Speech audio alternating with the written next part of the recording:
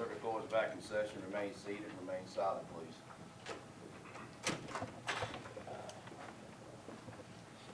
All right, Shotsie Buck-Hayes, please.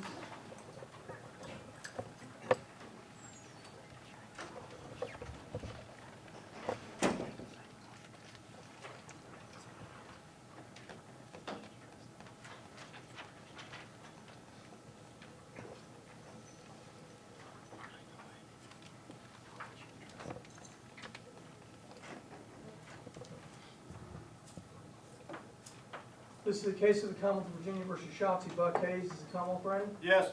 Defense ready? Yes, Your Honor. The record reflects the defense, Mr. Buck-Hayes is present in court with his attorneys, Mr. Lovato, Mr. Pack. The Commonwealth is represented by Mr. Newman. The defendant is before the court for sentencing on charges of aggravated malicious wounding and attempted first.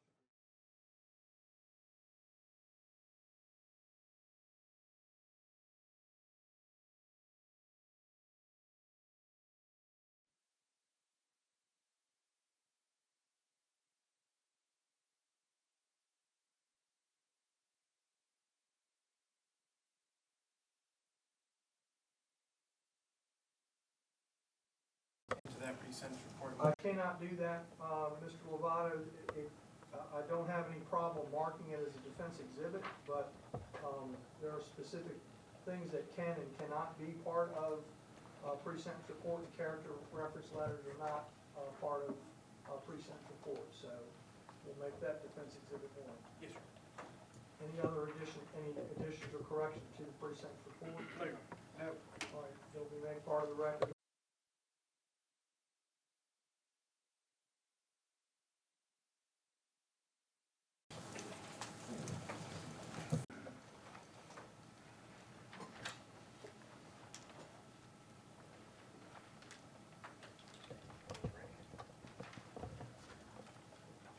Do you solemnly swear or affirm that the evidence you give in the case now before the court shall be the truth, the whole truth, and nothing but the truth, so help you God? You may proceed.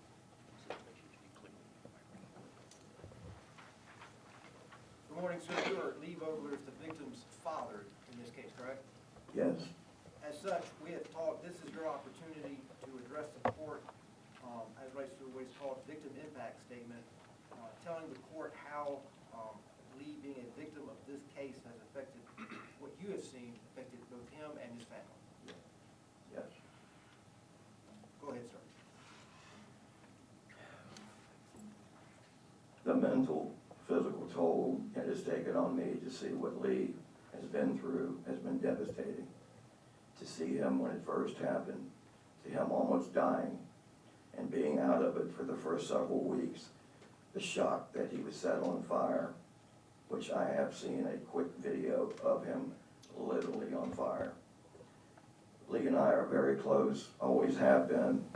To this day, when I think of it all, what Lee and the family have been through, I shake my head slowly in disbelief. 63% of his body, with mainly third-degree burns, was and is horrible to me that someone could commit a heinous act that Hayes did. I still have a hard time wrapping my head around this. It's like a bad nightmare that replays over and over. To see Lee go through what he's been through just breaks my heart. But Lee is a fighter, very determined, and when he sets his mind on something, he usually succeeded. But this time, he was in the fight of his life. Every part of his body has been affected. Every part, one way or another. We all know God spared Lee's life, there's no doubt about that. And his wife Blair and his son Kingston and daughter Ava motivated Lee to fight, to get better. It played a major part in Lee's recovery. We have all been there for him since July 30 happened. I will never forget that date. It's the worst date of my life. Lee's mom, Rhonda, Carolyn, and I have been there in any way we could to help Lee make it back. Lee was able to come back in the spring to coach his Danville Middle School baseball team with his son Kingston on it. And I helped out. Coaching his team was a very motivating factor in Lee's healing mentally and physically. Lee was not able to put a baseball glove on his left hand the whole season to play catch. He was also not able to swing a bat to hit balls to the team. He was not able to teach the players how to slide. His handwriting was affected in making the lineup, with his hands trembling. His left arm and hand gave him the most trouble during the season, and neck mobility was noticeable. And I know this was very difficult for Lee to be physically limited, very frustrating for him, to say the least. I coached Lee from 8 years old throughout his life. Baseball was one of our common bonds we've always had. To see him limited with ball was very difficult to handle for me, and definitely him.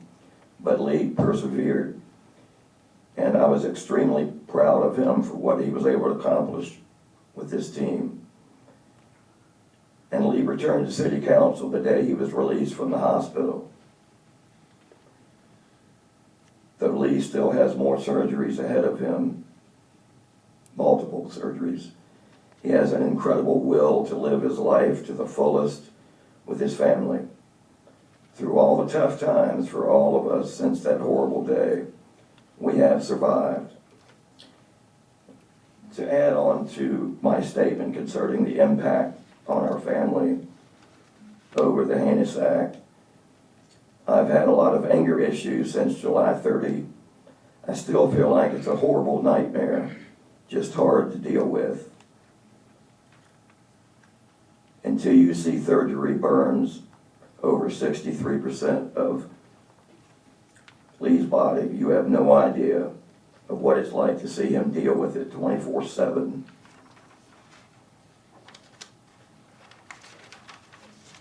People see him, his body in limited fashion. They don't know the extent of it, and you don't know exactly what it is unless you walk down the burn unit center in Chapel Hill and see what these people go through. It's devastating to watch. Thank God Lee had us as a support system to help him make it through this. A lot up there did not.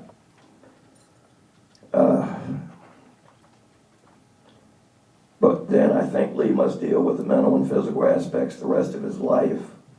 It just breaks my heart to remember Lee being so happy-go-lucky prior to the attack to now being a bit more introverted at times.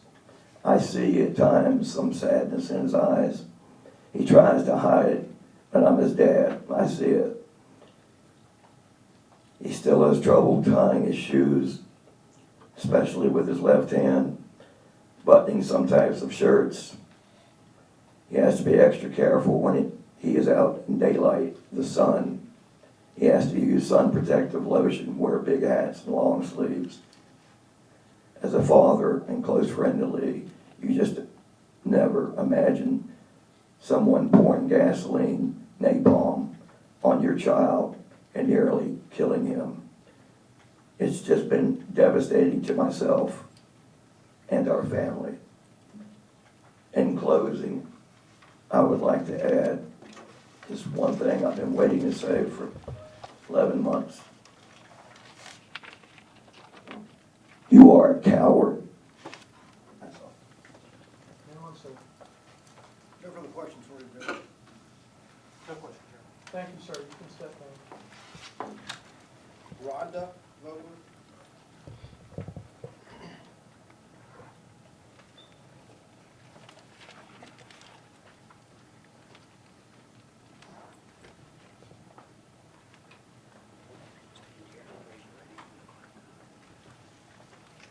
Do solemnly swear or affirm that the evidence you give in the case now before the court shall be the truth, the whole truth, and nothing but the truth, so help you God. You may be seated.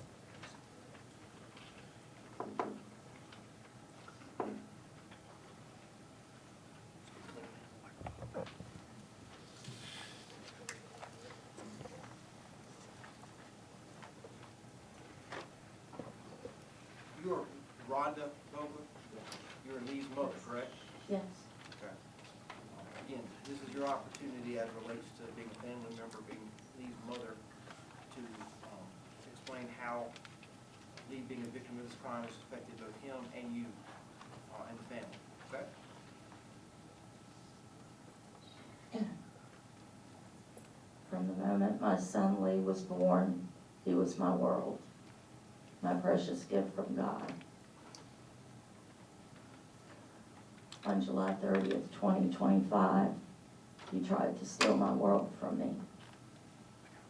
I'm forever grateful to God for sparing Lee's life that day.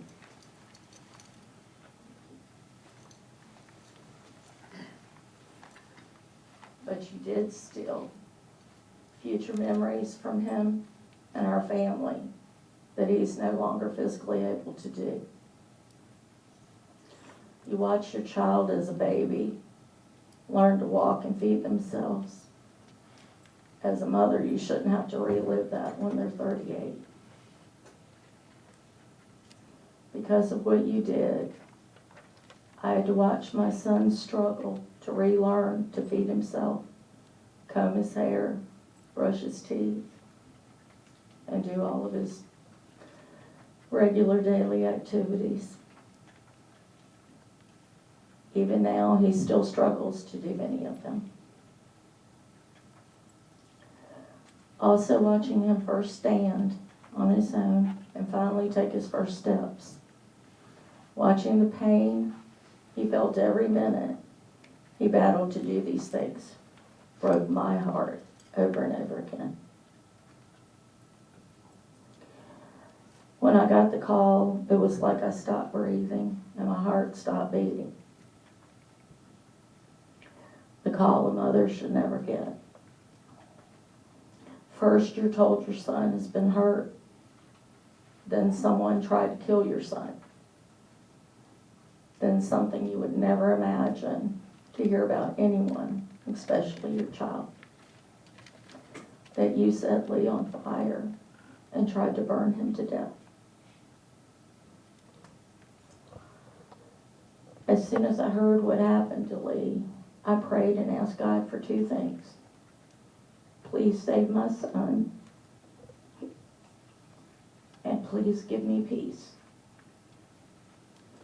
Without that peace, I never would have made it through this. One thing a mother always wants for her child is the ability to protect them and keep them safe always.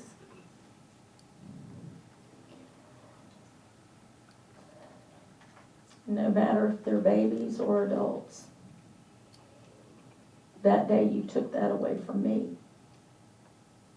You took that away from a mother because I couldn't protect my child from you.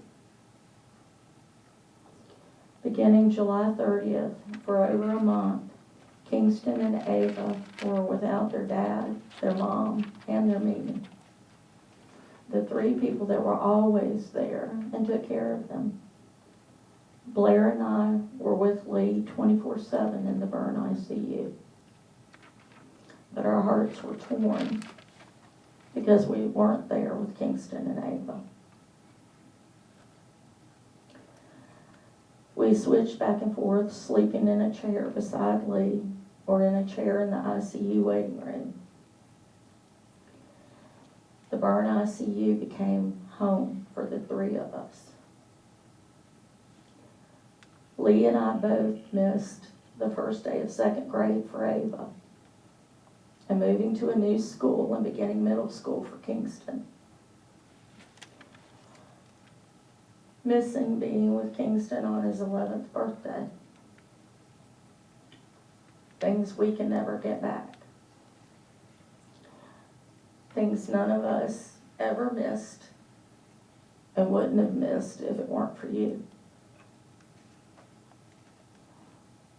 I'll never forget the fear that my grandson Kingston felt when you were sent from the jail here to be evaluated. He was so afraid that you would escape and come and hurt him and his family. He didn't feel safe until he knew you were back in a cell in jail. No child should ever feel that fear. Hearing a knock on a door will never be the same for Lee. Passing a medical helicopter at the helipad beside GW, or seeing one flying in the sky will never stop bringing tears to my eyes or pain in my heart. Every time I see a fire, or every time I hear the word fire, even in a song, I cringe. Because every time those things happen, it will bring back the trauma of July 30th. Every day I wake up praying that it was all a nightmare and that my baby boy wasn't tortured and burned and scarred for life. And I lay there and I cry, realizing that it is true. The calendar in my bedroom is still on July 2025 because my life changed and ended in a way then. I haven't been able to turn the page beyond that date, and I don't know if I'll ever be able to. The last time I was in this courtroom, we watched a picture of my son on fire, your arrest, and your interview with the police. I watched you looking at this screen.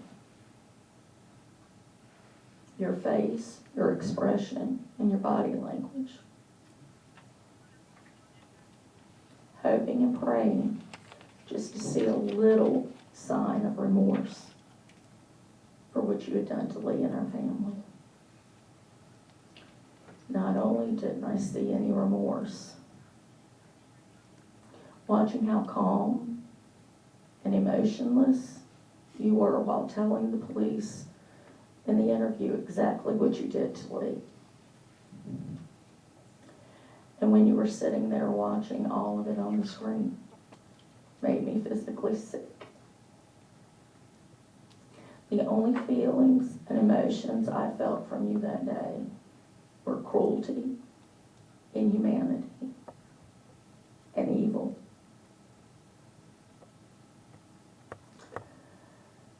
The pain, fear, and trauma you've caused our family isn't temporary. It's lifelong. What you did to Lee has become a living hell for my son, for his children, and for our family. I pray that for the rest of your life, you will feel at least a little piece of the hell and trauma that you caused us. Most of all, I pray that every day of your life, whether you're asleep or you're awake, the faces of his children, my grandchildren, these children, should be what you see. While sitting beside Lee's hospital bed, for weeks all I wanted to do was to hug my son. But I couldn't because of all the tubes, wires, and machines hooked up to him. Most of all, I couldn't because his burns were so extreme I couldn't touch him. He wasn't awake or able to communicate yet. So throughout the days and nights, I would hold on to his big toe and tell him, "Until I can hug you, son, I'm holding your toe, and that's me, that's Mom hugging you. Mom loves you, son, and God's got you."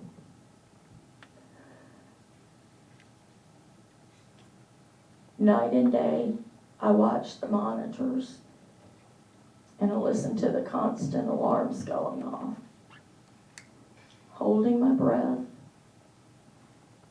and praying every time his blood pressure or his oxygen levels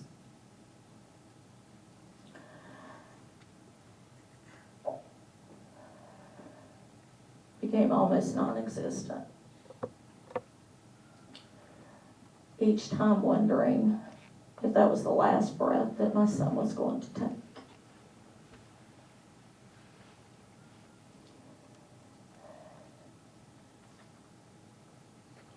Every day, watching my child suffer unimaginable and unbearable pain. As the medical staff cleaned and did wound care on the burns, covering almost all of his body. Looking at my child laying there with burns that were not just a layer of skin gone, but deep layers of his body missing.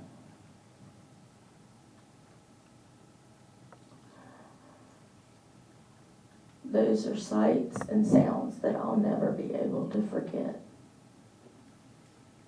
Your Honor, I thank you and the court for allowing me to share just a small piece of the pain that I and my family are feeling. No further questions, Judge? No question, Judge. Thank you, ma'am. Next, I'm gonna call Tiffany Blair Vogler.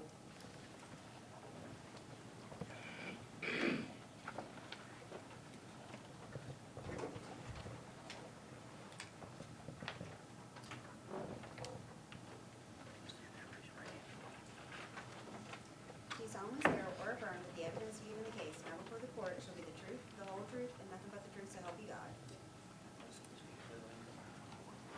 Good morning, ma'am. You're Tiffany Vogler, but you go by Blair, correct?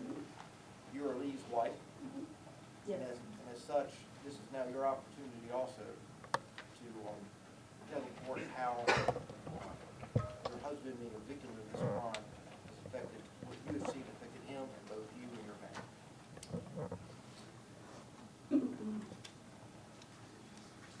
Your Honor, my name is Tiffany Blair Vogler. I'm Lee Vogler's wife and the mother of our two children, Kingston and Ava. Before this attack, we were an ordinary family. We had our worries, school schedules, sports practices, work deadlines, and family vacations. We had plans for our future. We had traditions, and we had a sense of safety and security that was taken from us. On the day my husband was attacked, our lives were changed forever. I stood in a hospital wondering if my husband was going to survive. I had to look at my children and prepare for the possibility that they may grow up without a father. No wife or mother should ever have to have those thoughts, and no child should ever have to live with that fear.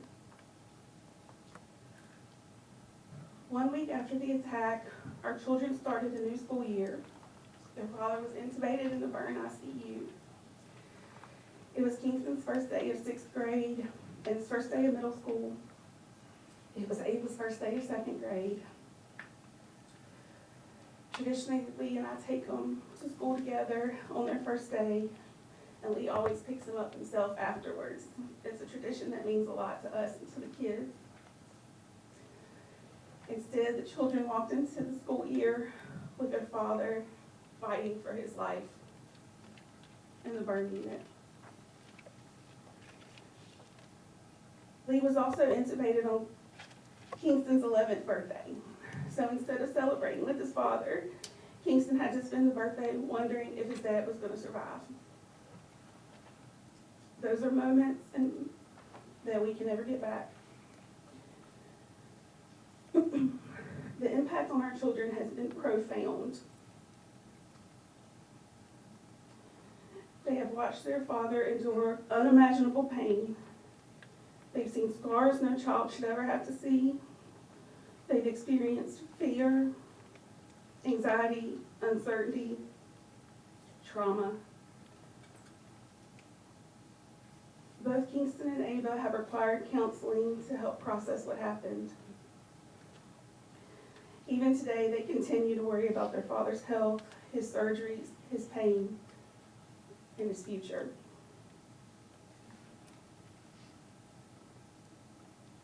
Personally, I struggle with anxiety, sleeplessness,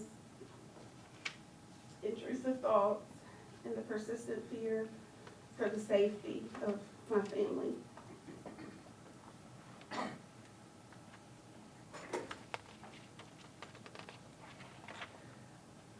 The public nature of this crime made it more difficult. But with the public sought headlines and entertainment, our family was living a nightmare.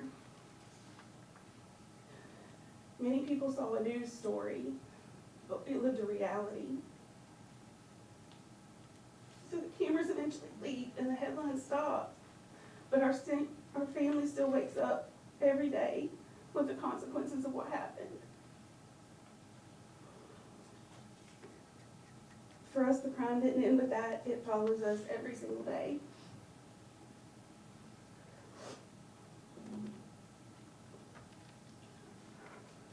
I was unable to work for approximately 6 months while managing my mental health, the kids, and caring for Lee. I missed over 100 days of work beyond my leave. Since Lee's discharge from the hospital, I've become much more than a wife. I've become a caregiver, a scheduler, an advocate, a driver, and a coordinator for every aspect of recovery while continuing to care for our children, maintain our house. To date, we've had more than 50 outpatient appointments and traveled over 5,000 miles back and forth for care. Our lives revolve around surgeries and therapy appointments, rehabilitation, recovery periods, and uncertainty about what comes next.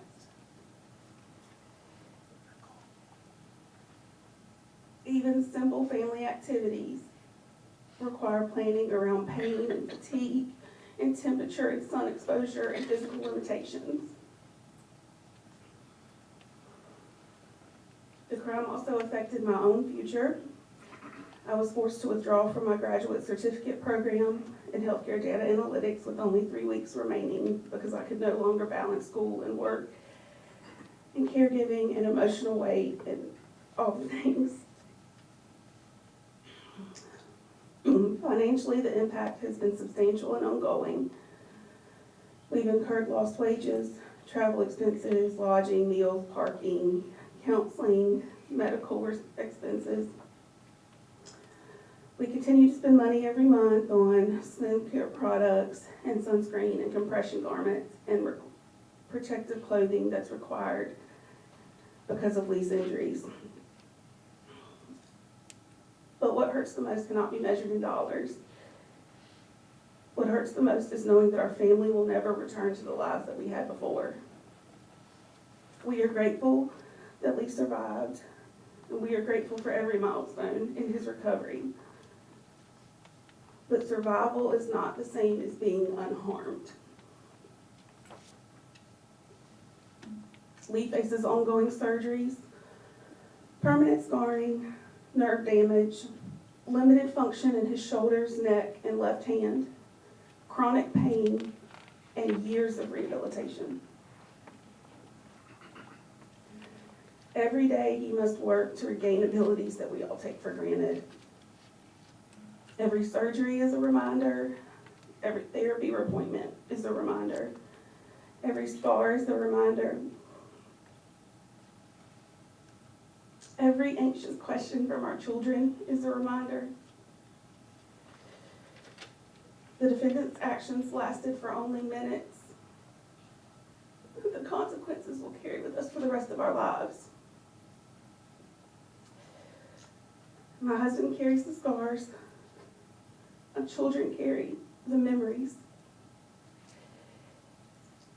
And our family carries the weight of what happened every single day.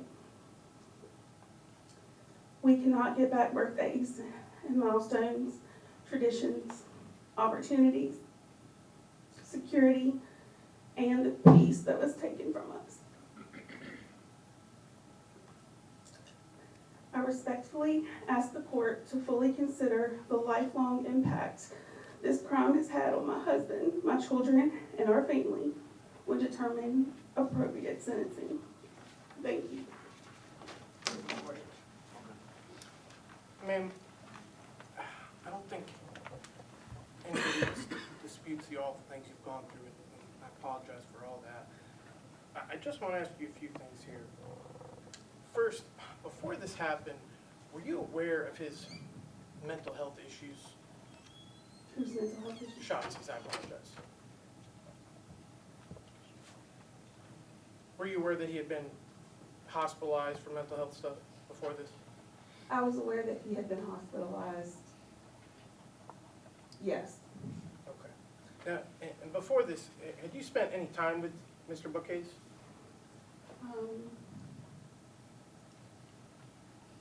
Yes. I maybe seen him about 5 or 6 times, something like that. Now, I mean, he's obviously pled guilty to this. He's spared us a trial here and accepted responsibility, but you knew him before this. Were you also aware of the affair going on? Judge, I don't think that was relevant. How's that relevant to the question of victim impact, Mr. Lovato? Judge, how it affected her in the entirety.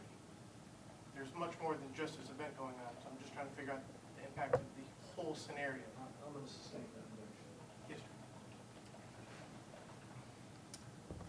When hanging out with, or spending time with Mr. Buck-Hayes, had you guys had any issues? I mean, did you, the time that you did spend together, was it decent times? Was this something that, you said you spent 5 or 6 times with him, so there wasn't any issues when you were hanging out? There's no bad blood or anything when you guys were hanging out?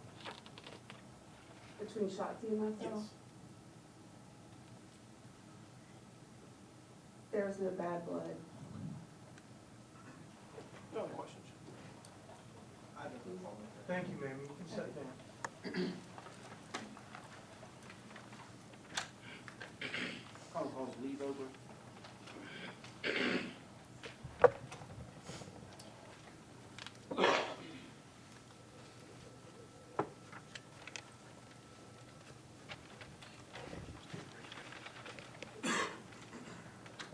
you solemnly swear or affirm that the evidence you give in the case now before the court shall be the truth, the whole truth, and nothing but the truth, so help you God? Yes. Good morning, sir. I believe the full name is actually Jack Lee Vogler, but you go by Lee, correct? Yes, sir. And you're the victim of this case. Yes, sir.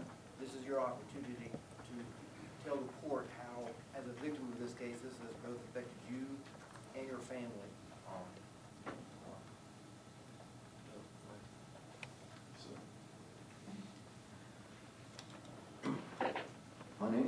My name is Lee Vogler. I'm the husband of Blair Vogler and the father of our 2 children, Kingston and Ava. On July 30th, 2025, I was ambushed and violently attacked at my place of employment with no warning by someone I had not seen or spoken to in roughly 8 months. I am here today to speak about the emotional, physical, and financial consequences that my family and I continue to face as a direct result of that attack. When you look at the physical toll, it is hard to comprehend until you live it. I suffered 3rd-degree burns to 60% of my body, my chest, most of my left arm, my back, my neck, my face, and both of my hands. Parts of my ears were essentially melted away. The recovery has been grueling. Several skin graft surgeries, laser surgeries, and a reality where I know more surgeries await me in the years ahead. I suffered severe nerve damage that required months of intense physical therapy. I had significant damage to my lungs, which still affects how I breathe and speak. I spent nearly a month in a coma at the burn intensive care unit, battling infections in 90% of my body. At that time, my survival seemed almost impossible. Today, the thick scarring from those grafts causes severe stiffness and tightness, restricting my mobility. I live with constant shooting pain and numbness in my extremities. But the hardest part is the loss of normalcy. I still struggle to tie my own shoes, button my own shirt, or even shave my face. For months, I couldn't dress myself at all. The nerve damage makes simple things, like turning a doorknob, typing, or popping open a can, a struggle. Perhaps most painful is the loss of connection with my children. I couldn't play catch with my son for months. Even now, it's difficult. I can't lift my arms fully, which limits my ability to play with my daughter. My daughter was only 7 years old when this happened. It is already difficult for her to remember who I was before this attack. I have been, and they have been, robbed of a life where I could be the father they deserve, a father with full functionality. Beyond the physical, the psychological trauma is profound. I have nightmares constantly, waking up feeling like I am back in the flames. When someone knocks on a door, I jump. When I see my attacker's face on social media, I am instantly transported back to that moment of the ambush. All of this put together is a pain I would not wish on my worst enemy. My children have had to see counselors to cope with this, and I've required professional help and medication just to manage the anxiety. Then there is the economic burden. For 6 months after the attack, neither my wife nor I could work. As a primarily commission-based worker, for me, that meant a large portion of our income vanished. When I finally returned, I had to fight to acclimate physically and mentally. Even now, my reduced typing efficiency impacts my ability to earn.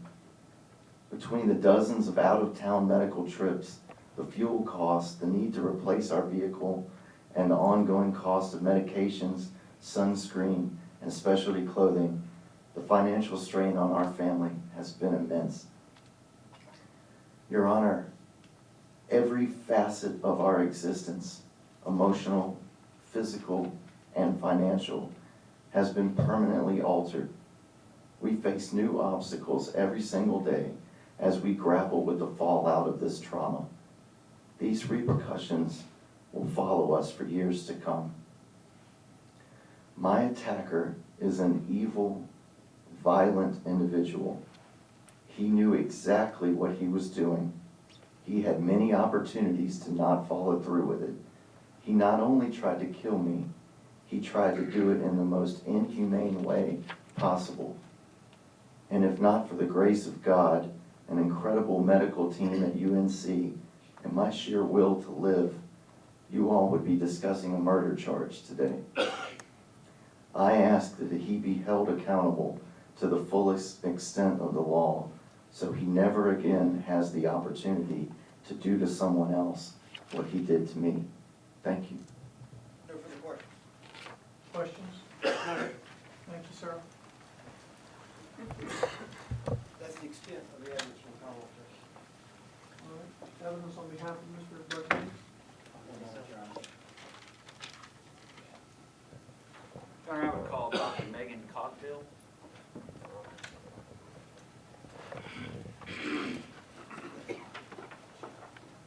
Do you solemnly swear or affirm that the evidence you give in the case now before the court shall be the truth, the whole truth, and nothing but the truth, so help you God?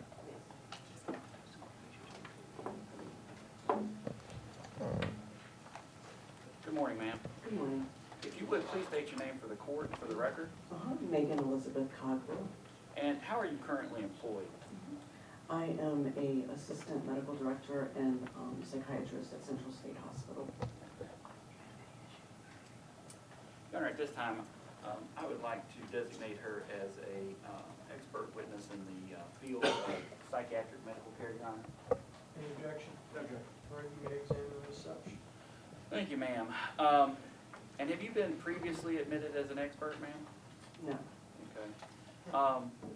And what is the regular component of your professional practice? So I work currently in snack security at Central State. Yeah, and did you have an opportunity to see Mr. Shotsie Buck-Hayes? Yes. Okay.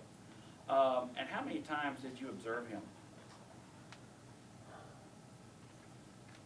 Probably he was, I think I took over his care on August 5th. He was with us from August 1st to 18th. I probably saw him at least 10 times. Okay. And when you say August 5th, I assume you're talking August 5th of 2025? Yes, thank you. Okay. So that was after the date of offense in this particular incident, correct? All right.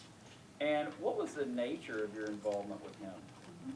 So I was his primary psychiatrist or psychiatric attending. He had been admitted to Central State under a forensic TDO on August 1st, Okay. 2025. And what mental health conditions, if any, did you observe with Mr. Buck-Hayes? So he was admitted with acute suicidality, and we ultimately diagnosed him with primary diagnosis of bipolar I disorder, most recent episode manic and likely mixed, with secondary diagnoses of personality disorder, most likely borderline personality disorder, and post-traumatic stress disorder with dissociative episode. Okay. And you said, what was the last thing that you just said, ma'am? I'm sorry. Dissociative episodes. Okay, yeah, but the, Oh, I'm sorry, PTSD or Right. post-traumatic stress disorder. all right. So PTSD with dissociative episodes, is that correct? Yes. If you would, tell the court what how those would display in someone like Mr. Buck-Hayes. So bipolar I disorder is an affective disorder, which means it's a disorder of mood and energy. In order to be diagnosed with bipolar I, individuals must have had at least one manic episode. Manic episode is a period of at least 7 days of elevated energy or mood. And individuals they can present with very irritable affects. So even though we say elevated mood, a lot of times we think of euphoric, it can be very irritable. Labile affects are going from tearful to angry very quickly, not requiring very much sleep. So that was one symptom of the irritability, the insomnia. He had not been sleeping more than like 3 or 4 hours a night for quite some time. Hyperverbal, rapid speech, so speaking a lot very quickly, racing thoughts. And then the mixed episode part of that would be that along with the mania, the individual has at least 3 symptoms of depression, and that's a very miserable state for somebody to be in because you have all this energy, but you feel very bad. So depressed mood, suicidal thoughts, feelings or thoughts of worthlessness, hopelessness. Those are the major depressive symptoms I can think of offhand that you describe. How does the bipolar I and the PTSD with dissociative episodes, how does that interplay affect someone like Mr. Buck-Hayes? So it's complicated. I will also say there's a lot of overlap between the borderline and PTSD, and there's overlap between all of these and bipolar. Bipolar is episodic, and it is technically more like a disease. And so when someone is having a bipolar episode, other disorders such as PTSD, it's not uncommon for those symptoms to flare as well. The other thing is that during manic episodes, especially individuals with bipolar disorder can be particularly impulsive.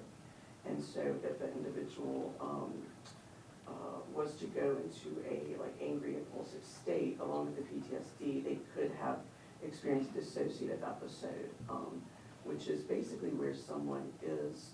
It can range from just feeling like you're outside your body watching yourself to actually losing track of time. Kind of a classic example is like when we drive somewhere and all of a sudden you're like, oh my gosh, how did I get here? That's like an example of a mini dissociative episode. Okay. And you said that it occurs sometimes in an impulsive manner, is that correct? Okay. And now, you were able to review his history, his psychiatric history, correct? Was he, when you saw him, were these some of the first times he was diagnosed with some of these issues? Yes, Because I think he had bipolar, that diagnosis was historic, correct? yes. Okay. So what were the new diagnoses that you came up with in the August timeframe of 2025? So, if I recall correctly, the borderline had also been reported, and we observed symptoms of that, do you want me to talk about the symptoms? Sure, please. So, pattern of intense, unstable relationships. Again, you see that affective instability, but unlike mania or bipolar, where you see that over weeks to months, in borderline, you see that mood instability from minutes to hours, days, so it's much shorter time. So you can imagine how the two of those, bipolar and borderline can superimpose on each other would really present with some extreme mood fluctuations. So mood fluctuations, relationship instability, chronic feelings of emptiness, problems with self-image. These are some of the, and you also could have periods of dissociation with borderline. And these borderline individuals, how do they respond to rapid changes in their home life and their personal life, things of that nature? Usually not. It's harder on them than it would be for someone without borderline. Do they require stability to remain a functional member of society? That helps a lot, yes. All right, and now, when you first saw him, before the subsequent diagnosis, was he medicated in any way that, to your knowledge? So my understanding is he had been hospitalized, if I recall, in March of 2025 and had been diagnosed with bipolar disorder and started on Depakote, which is a mood stabilizer, Zyprexa, which is an antipsychotic that's also FDA approved for treatment of bipolar disorder, as well as Lexapro, which is an antidepressant, which was a concern. Yeah, so, and I was just gonna ask you that. So with the subsequent diagnosis, would some of those medications interplay with the subsequent diagnosis that weren't diagnosed at the time he was prescribed them? Well, even, I hate to criticize what somebody else prescribed, but even with the bipolar diagnosis, it's common standard of practice really, so Lexapro is an SSRI or antidepressant. Not to say we don't prescribe those in bipolar disorder, but we really try not to because it's well known that they can trigger manic episodes or actually destabilize someone's bipolar disorder. So he's diagnosed with bipolar disorder and all these issues in March of 2025, correct? Yes, And then he's prescribed Lexapro, correct? yes, And then you said that some of the times with the Lexapro, they could cause the episodes to be worse, correct? yes. Right. Would they cause the dissociation to be worse in any way? I'm not sure, I can't say. But would certainly lower inhibitions as far as his actions, Yes, correct? yes, right. All right. And how would, basically, if you could describe to the court how being on the Lexapro and aggravating the bipolar issue without being diagnosed with the other stuff, what does that normally look like in a person, such as Shotsie Buck-Hayes? Well, not sleeping, or not sleeping as much as one would usually, or severe mood swings, irritability, increased impulsivity, increased reckless behavior. So it would really trigger all those manic symptoms. Okay, all right. So in your opinion, it's not that just Mr. Buck-Hayes suffers from one mental illness, but several, Yes. And what steps did you take in when you did the subsequent diagnosis to regulate him and get him stable? So, we started him on a different mood stabilizer, lithium. And we continued Zyprexa, the antipsychotic. Those were the initial 2 meds. He responded very well to lithium. Because of ongoing depressive symptoms, we did also add a second mood stabilizer, Lamictal, which is FDA approved for the treatment of bipolar depression. While he was at Central State, we also offered a sleep aid, Devigo. They don't use that in the jail, so we couldn't continue it, but that helped him get some sleep while he was there. And then we discharged him on hydroxyzine, which is an anticholinergic medication similar to Benadryl, to take for sleep when he was in jail. Okay. And have you been able to see him after that in any way? Okay. So you don't know what the process or ongoing process Not since the is? 18th. Okay. And this time in which he had the Lexapro prior to him coming into your care, I assume other relevant social factors would also affect his behavior at that time. Is that correct? Yes. Okay. So when I said housing stability, if housing stability was an issue, that certainly would be a factor, correct? What about if his marriage was in trouble or going through a divorce? Would that have an effect? Yes. And things like that, those psychosocial stressors, we call them, would really trigger that borderline disorder and those symptoms to flare up. So when you say that would really trigger that borderline issue and those symptoms would flare up, you mentioned earlier that borderline issue also had the dissociative state with it, or disassociation. So it would aggravate that as well, correct? Yes. And so what you could have is somebody that's being medicated for one thing and kind of, I wouldn't say misdiagnosed, but it wasn't a full diagnosis, correct? Correct. Exacerbating his mental health issues, correct? And then, in your opinion, could that lead to an episode like this, where we have in this particular case? She's not going to object to that. I don't think she can I don't think she can speculate quite that far, Mr. Bennett. Certainly. I'll withdraw that question, Your Honor, if I may, and re-ask. Okay. What, if anything, would all of those factors that I just discussed with you, how would that play out for Mr. Buck-Hayes? I can't say exactly.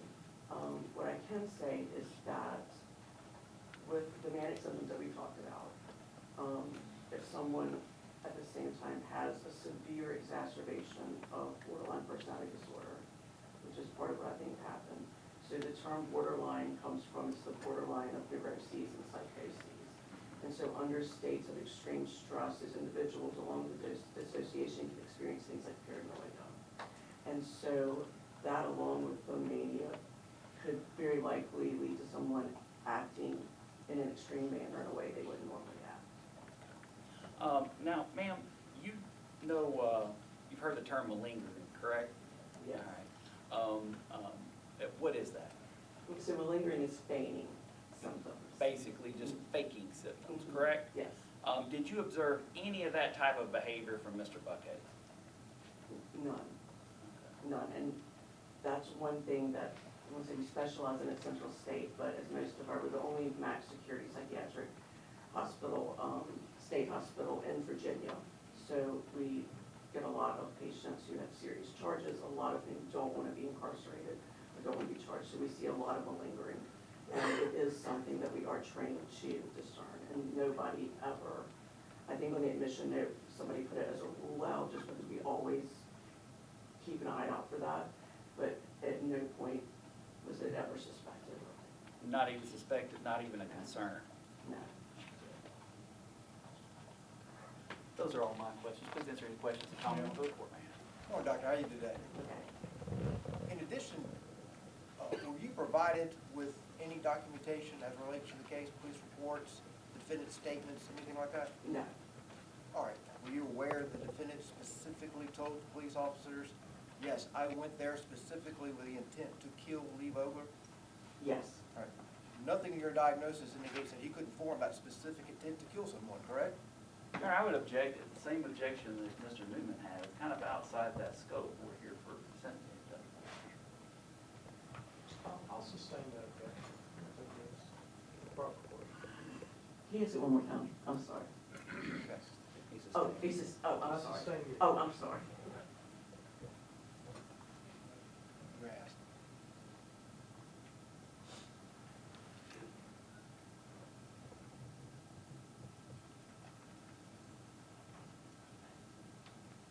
Nothing in speaking with Mr. Let me ask you this. You indicate, were you aware that he gave a confession? Yes, yes. And even though you see this diagnosis in him as relates to his bipolar and whatnot, you did not form any opinion as an expert that he could not commit this crime? Judge, I would object to the same objection as before. Well, Judge, I mean, No, I think that's a little different. I'm gonna allow her to answer that question. What, can you ask one more, like, I'm sure, sorry. in other words, talk about dissociation and all this in reference, there's nothing in reference to your diagnosis of him indicating that he could not commit this crime. Correct. All right, thank you. Nothing further from Thank this you, witness. Doctor. You may sit down. Does she need to remain? I ask that she be released if we make, Your Honor. Any objection? No. Thank you, Doctor. Have a safe drive back to Petersburg. Thank you. Next witness. Your Honor, call Kenneth Cruz.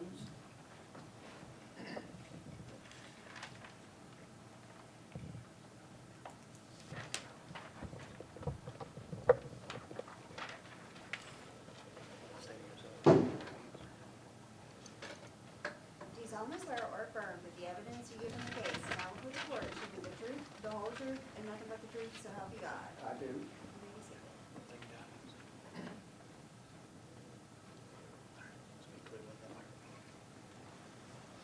Sir, if you would, please state your name for the court and for the record.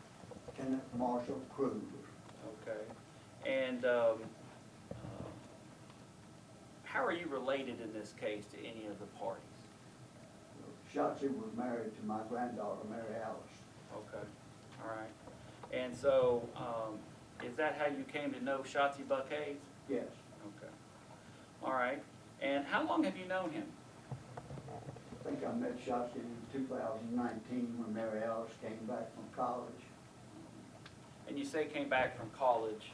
Where was she in college at? She was in college in England. Excellent. So she was in college in England. How long was she out there?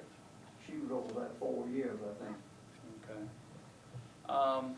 And you're fully aware of the incident in this matter, correct? All right. And prior to the incident, what kind of person have you observed Mr. Buck-Hayes to be? Well, everybody loved Shotsie. I mean, he was just a great guy, you know, real athletic, and we had good times together. I just, you know, I love the guy. And did you ever observe him being like disrespectful to any of his family members? No, no. Did you ever observe him assisting or helping family members or members within within your family? Yeah, he always wanted to help everybody. And was he able to work when he first came over here? What do you mean, able, physically able? Oh, well, yeah, first physically able, yeah. Absolutely. All right. What about financially or legally able to work? Well, no, he didn't have anything. I mean, he lived with Mary Alice's parents, you know, and they clothed him and fed him and housed him until you know, he was able to get a job.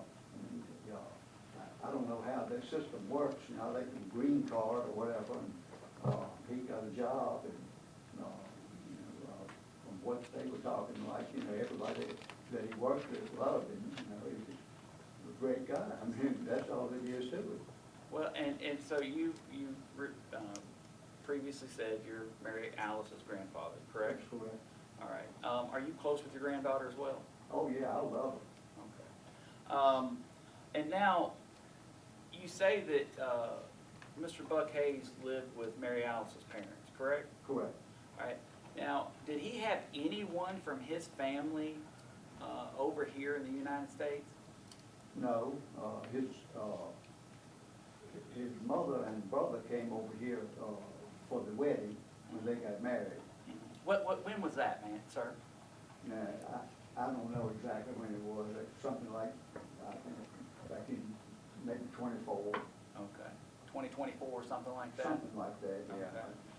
Okay. But other than his mother and brother coming over here, he didn't have any family here, correct? No, All right. Did you have regular conversations with Shotsie? yes, Okay. How would that occur, sir? pardon me, How would that occur? He come to your house, you go to his house? How Well- would that work? both. Okay. We would go over and visit them, and sometimes he would come to our house, and when he did, Mary Alice would be with him, and I owned land, they wanted to walk in the woods and see things, and so we would do that and just have a really enjoyable time. Did you, at some point, prior to this incident, did you notice a change in Shotsie? No, Right. Well, prior to the incident that we're here for, was there an issue maybe between Mary Alice and Shotsie that you noticed a change? yes. Okay. What happened? Well, Shotsie and Mary Alice have been hanging out with the Voglers, and so Shotsie told me. Objection, Judge, hearsay. Can you tell us what he said, sir? Sir, based on, so he made a statement to you, correct? And based on that statement, what was his appearance and demeanor at that time? Well, I mean, he was upset. I don't know what I'm allowed to say here, but, I think the truth should be told. Sir, there are rules of evidence, and the court runs by rules of evidence. So just answer the questions as best you can, and I'll make a decision whether it complies with the rules of evidence. Yes, sir. And when you, I guess what I'm asking you is once that happened, okay, this change, once that happened, how did Shotsie appear to you? What was his physical appearance and demeanor? Well, I didn't see any change in his physical aspects of him, but, he was emotionally upset, because, his marriage was on the line. Okay. And how long before the incident that we're here for today, how long before that did you first notice that?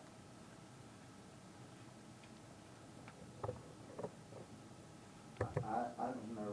I mean, Months, it weeks? wasn't very long. Okay. It was,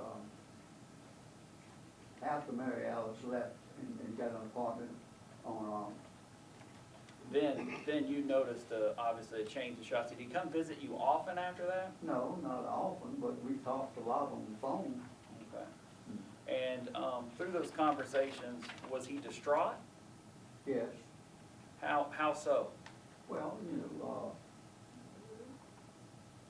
he told me, he said he loved Mary Alice and he didn't want to lose her. And he kept trying to call her, and she wouldn't answer his calls.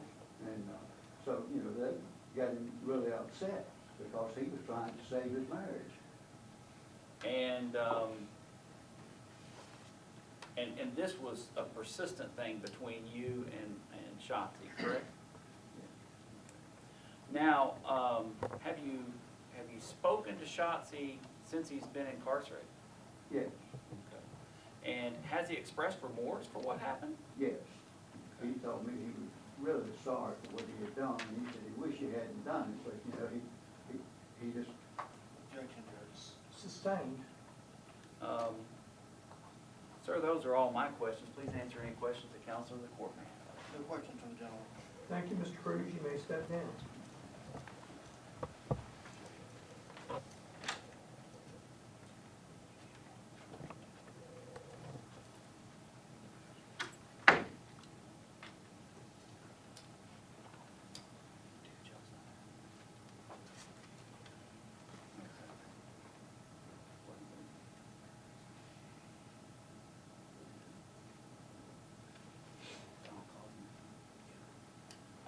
Donald Cosner, Your Honor.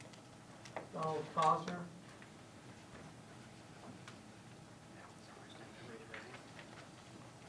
Do you solemnly swear or affirm that the evidence you give in the case now before the court shall be the truth, the whole truth, and nothing but the truth, so help you God?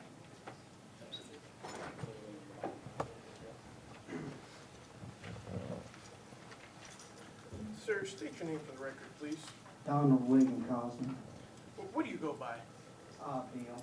All right. So, Bill, how do you know Mr. Shotsie Buck-Hayes? We work together, All right, where did you all work together? Midtown Market. You said Midtown Market? All right, now, did you spend a lot of time with Mr. Buck-Hayes? Yes, All right, and in your opinion, you know, well, let me back that up. So, in your dealings with Mr. Buck-Hayes, you know, did you see at some point a decline in his demeanor? yes. Okay, can you tell the court a little bit about that?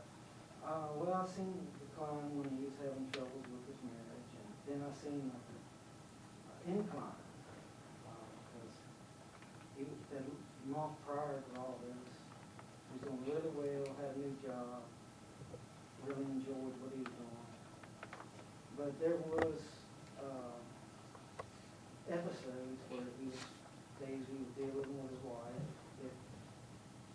he'd seem dissociated and, you know, hard to talk to, almost like talking to a wall almost. But he would come back and we would talk things, that thing. Now, before that, what was his personality like before that happened? What kind of person was he to be around all the time? Really good person, really nice, kind, willing to help anybody, hard worker, always just trying to please. So, did he do a good job at work? Oh, yes, yeah, very good. Now, have you spoke with him since he's been locked up for this? Yeah. All right, so in those speakings, do you think he has showed remorse and that he is sorry? Yes. Judge, I'll object, he can't testify to what he's saying. Sustained.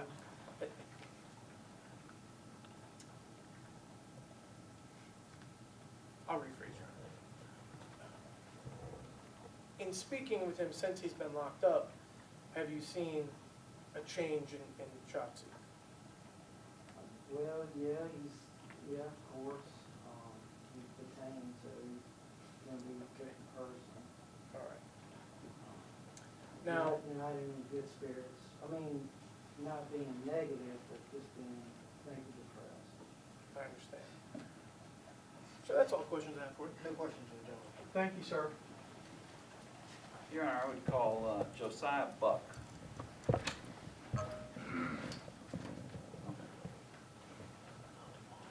Do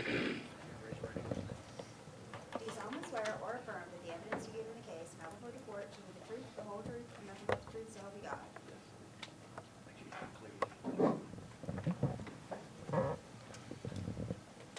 Sir, state your name for the record. Josiah Joseph Buck. All right. Josiah, how do you know Shotsie? Shotsie's my brother. All right, now, growing up with Shotsie, what was it like growing up with him? Well, growing up, like, say, typically we had, like, a fairly standard sibling sort of relationship. Like, we had our disagreements, but we always remained close. I think around the age of 13, Shotsie moved out. So through those years, we didn't spend a whole lot of time together, but when we did, I always found it was quality time. He taught me a lot. We learned a lot of things together, like bushcraft, things like that. Yeah, I mean. Did you, now he's your older brother? Yeah, older brother by 3 years. All right, now, I don't want to assume anything, but did you look up to him? Yeah, of course. Yeah. There was a lot of things that he did, especially with building relationships with people and things like that. I always aspired to be like that in that respect, of being able to just. He was always quite outgoing, and I feel like I was a lot more introverted, and I wanted to take those qualities and take on those qualities and be a bit more like that. Absolutely. Now, during the COVID COVID time, did you spend more time with him? Yeah, he lived with us. He moved back in during that time. So, And yeah. how did that period go? It was great. Again, like before that happened, we didn't spend a whole lot of time together, so it was refreshing for him to move back in with us. And we did all sorts together. We went out for long walks. We trained together. We played a lot of music.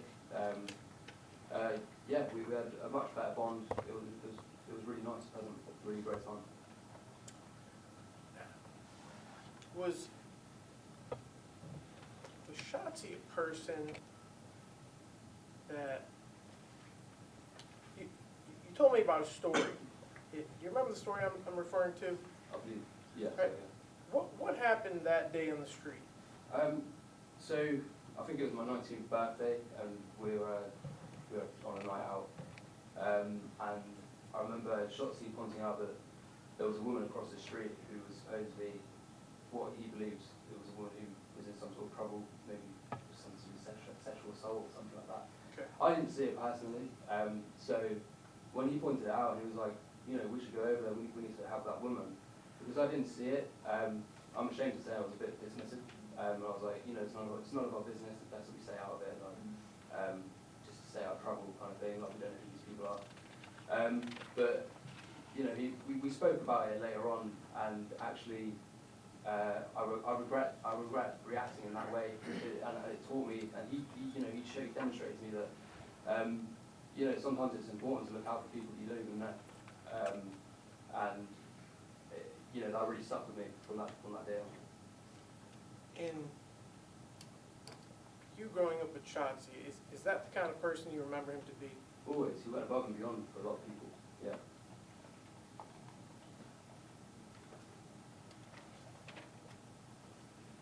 Now, you know, in that time of COVID, when you're spending a lot of time with him, was he usually in a good mood, a bad mood? Did you see any kind of decline then? During COVID?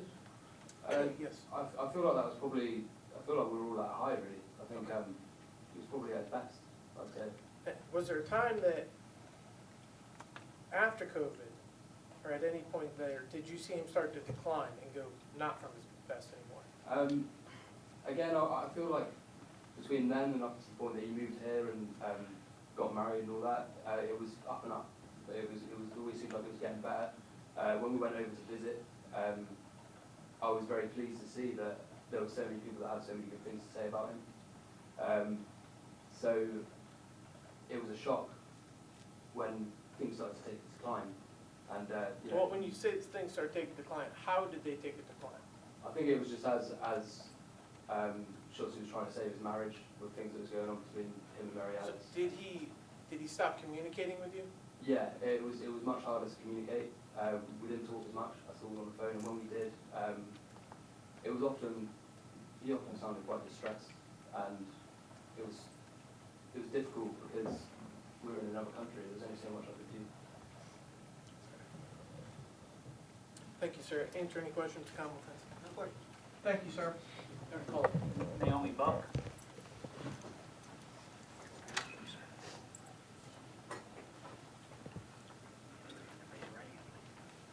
Do solemnly swear or affirm that the evidence you give in the case now before the court shall be the truth, the whole truth, and nothing but the truth, so help you God?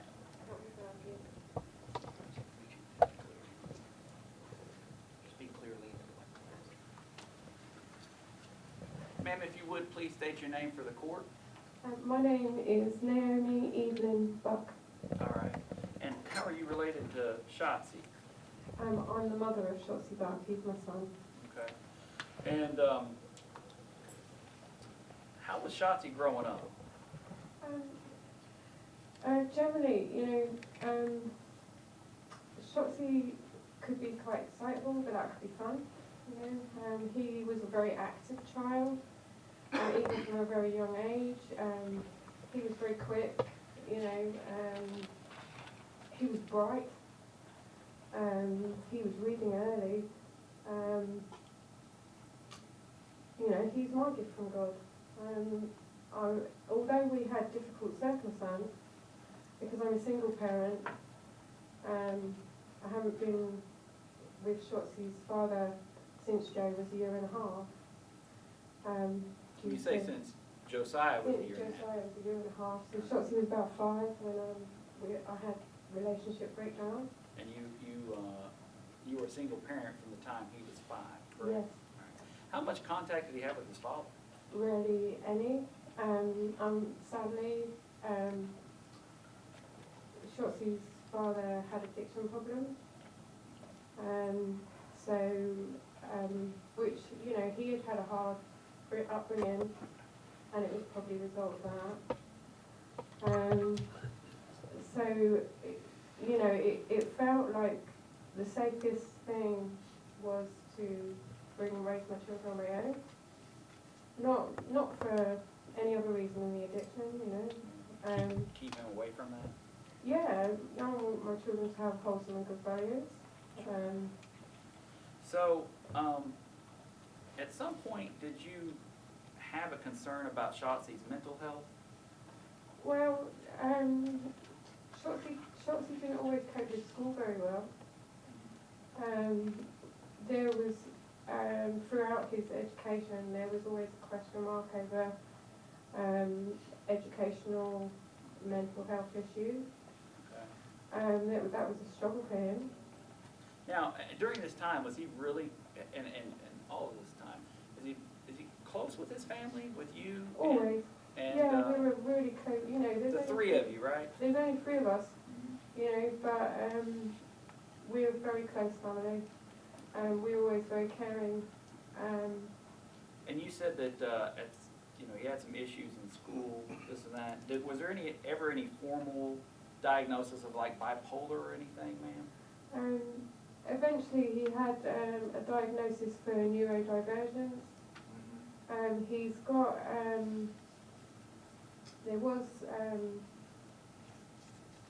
we did have like an assessment done, and I have the paperwork for that, where they were trying to work out, because there were some issues, and they were trying to work out exactly what they were. He had some autistic spectrum issues, but he didn't have enough to make a classic diagnosis. And he also had some elements from dyspraxia, but didn't have enough to make a full diagnosis. And he had some elements of dyslexia, but didn't have enough to make a full diagnosis. And he had some elements of ADHD, but he didn't have enough to make a full diagnosis. And in the end, that was in his high school years, later high school years. And in the end, I took all the paperwork to the high school, but because they couldn't properly define exactly a classic diagnosis, they found it difficult to work out exactly how to meet Shotsie's needs. So there wasn't an exact treatment regimen, correct? Correct. Yeah. So you've heard the testimony this morning, correct? Yeah. That you've been here. So obviously this borderline personality disorder with dissociative spells that the doctor testified to. Is this the first time you're hearing of something like this? Oh, yeah, more or less. I mean, the only other information that I've had is sadly with what's happened and with the distance, because I wasn't here, and I've only been able to visit twice. And so the last time I came to visit, I gathered what I could of Shotsie's things together. And in those things, there was a matter of all sorts of paperwork that I went through, and it gave me some idea, because I hadn't been aware properly of what had been going on. And it gave me some idea. There was some medical paperwork in there, and his financial paperwork, and all sorts of things. Okay. Now, you said that the 3 of you, he, and Josiah, were very close. That's correct, yeah. Now, when he moved to America, did he have any family here? Did he? Did he have any family here? No. Did he have any relationships outside of Mary Alice? No. Okay. So he was here by himself? He was here by himself. During that time, did he remain close with you? We spoke daily. He even if it was a short hello, all the way up to kind of September time. September of 2025? I would assume It you're was not the talking. election, it was the or was it election year. 2024? It was the election year. Okay, so September of 2024. That's correct. Okay. And then I checked, because I've obviously been trying to work out what's happening. So like I looked back on my phone to check when our communications really became much less, and that was the November. And then it was kind of a bit sporadic from then. Okay. So you were, was that a concern for you? Absolutely a major concern. Now, you're here today, but obviously you don't live here in the United States, correct? That is correct, yes. All right. Where do you live, ma'am? I live in a place called North Devon, Okay. which is in the UK in England. All right. It's on the southwest coast. All right. And your son Josiah lives with you, correct? He doesn't live with me actually, we live separately. Oh, but he lives in the same area, Yeah, correct? he's old enough to be living separately. Sure. But we live in the same Same area. area. He lives around about maybe 15 miles from me, Okay. but that's not that far by car, you know. Right. And so, you've traveled here for today's hearing, and obviously, how many times were you able to travel during the time that Shotsie was here? I just couldn't, you know, the only way I've been able to get here, and I've come twice now, and it's cost me a fortune. I don't have that money. I've had to borrow money. I've had people give me money, like my mum. You know, I've got a mum, but she's in London, so she doesn't live near us. And then there's been I'm a Christian churchgoer, and I've had the odd person from my church give me money. Last time I had a couple of people give me a couple of £100, and this time I had a friend that I haven't even seen for a long time message me, I want to give you something to help you. So it's been a struggle to make it over here and even to participate in these proceedings. Absolutely, yeah. Okay. Now I'm going to shift questioning a bit. Have you ever personally observed Shotsie in a mental health crisis? Yeah, not like this, but yes, he has had. There has been he has had mental illness before. And how many times have you observed a period where he wasn't acting like himself? Not like this. Now, was he on had- medication? You said not like this. Was he on medication? No, I think there was one time prior to this where he was offered some medication and we talked it over. I supported him. He didn't need the medication. We moved on. He was all right. Okay. And so, have you ever observed periods of paranoia or No. delusional thinking or anything of that nature? No. So, prior to any of this, none of that. Have you observed periods of depression that Shotsie's had? Absolutely, yeah. He has had depression before. Okay. But never took anything for that? In his high school years, he was given antidepressant. Okay. He had some counselling. He was given antidepressant. He did have depression as a teenager. How long did he take that antidepressant?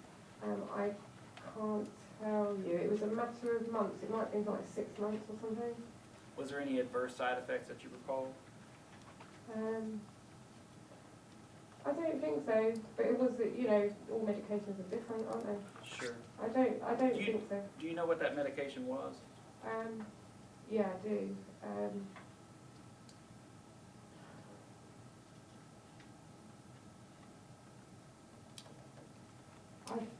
I can't be 100% sure. That's fine. Sorry, I No, forgot. no, that's fine. And you said It he only... wasn't the ones he's on now. Right. I can't remember. Well, you said that he was on it for a couple of months, is that right? I think it might have been as much as 6 months. Right. Why did he stop taking that? Because we went through it and he got well. And prior to this incident that we're here for today, had you had any contact with Shotsie directly before this incident? Yeah, I did. All right. And did you have some concerns with your communication at that time? I'm trying to think of the communication because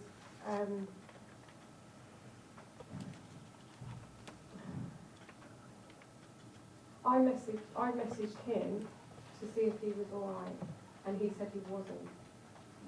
And yes, I was concerned about that.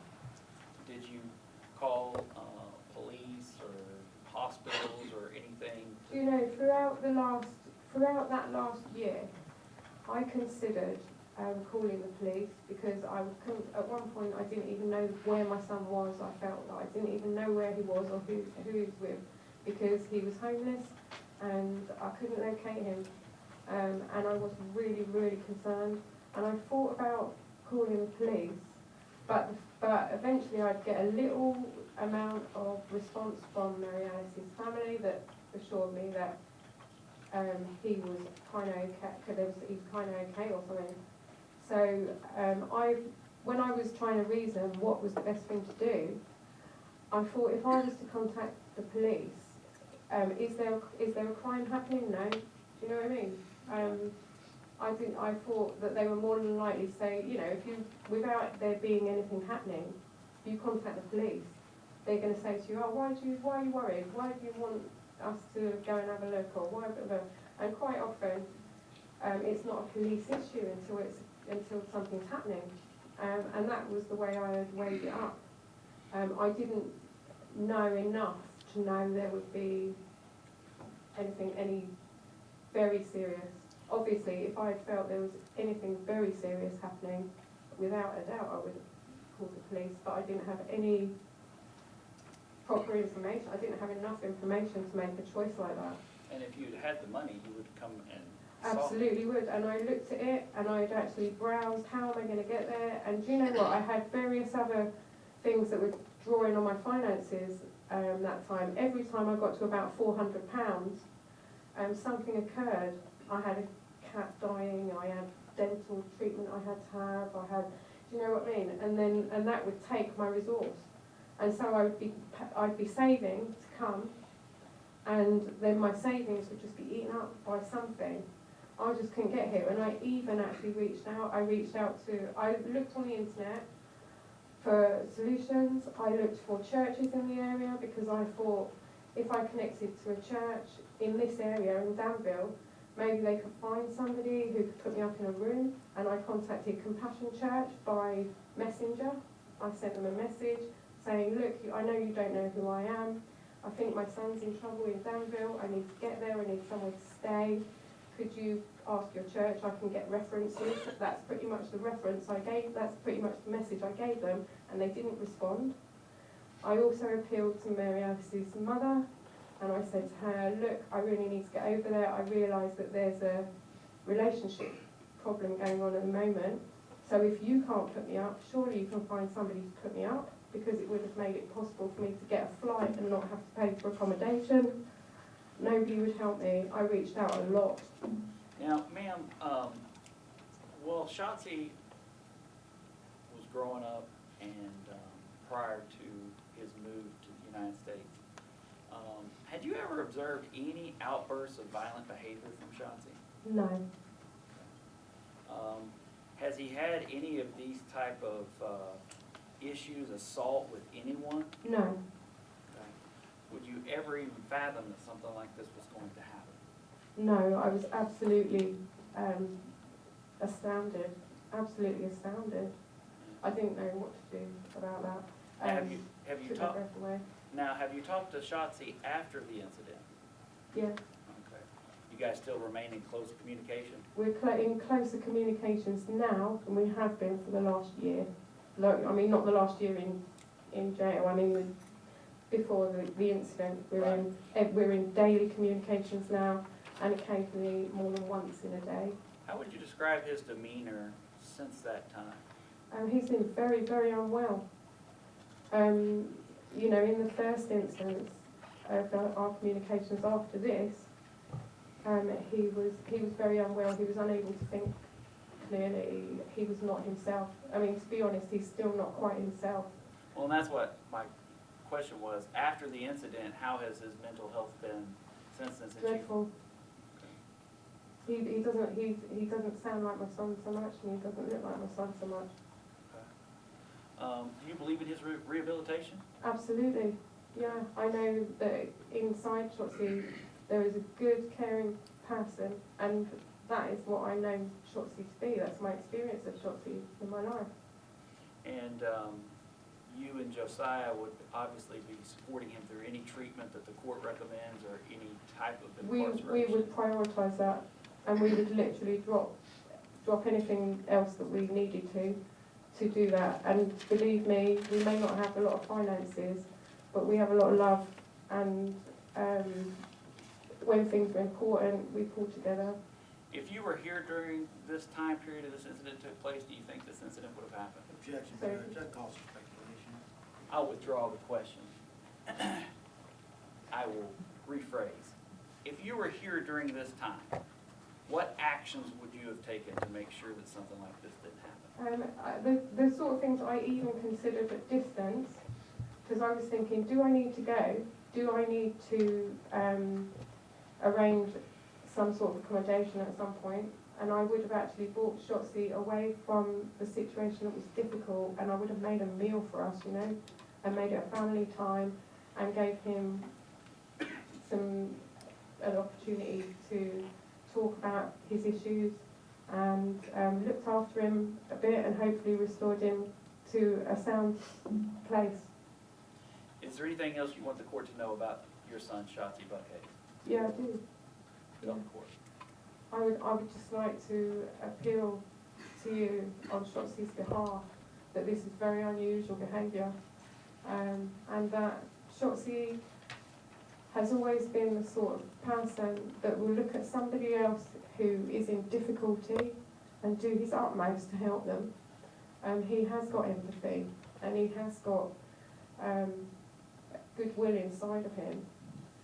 This is unusual, and I really believe that it's an isolated incident. And we're all very sorry. We are all very sorry that this has happened. I would never ever want anybody to be hurt in this way. Ma'am, those are all my questions. Please answer any questions that Mr. Mitchell may have. Thank you, ma'am. Judge, I'm gonna call Mr. Buck-Hayes. All right, sir, if you'll take the witness stand, and you start.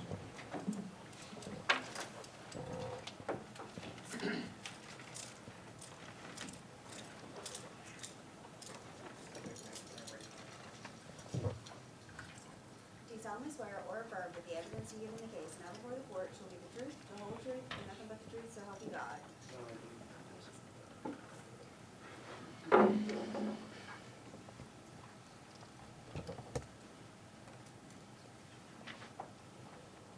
State your name for the record. My name is Shotsie Buck-Hayes. All right, Shotsie, I want to take you back to when all this was occurring. If you could just go back, right now at this moment, what would you do differently? The primary thing that I would have done differently is block my wife. We were going through difficulty, and we had a very extreme history. But I did everything to try and fix my marriage. But blocking my wife would have been a much better way of going about things. So would you agree that if you both maybe just ripped it off like a Band-Aid and moved forward different directions, that would have been the best thing to do? Yeah, absolutely, but we were both hanging on because we had needed each other. Now, you said you were both hanging on. Were you still seeing Mary Alice all the way up to the week of this incident? All the way up to the week of this incident, yeah.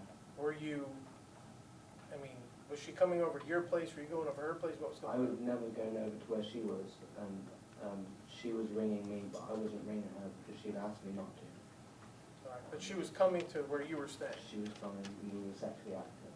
So you were still in a sexual relationship, still talking all the way up to the week before? The divorce was,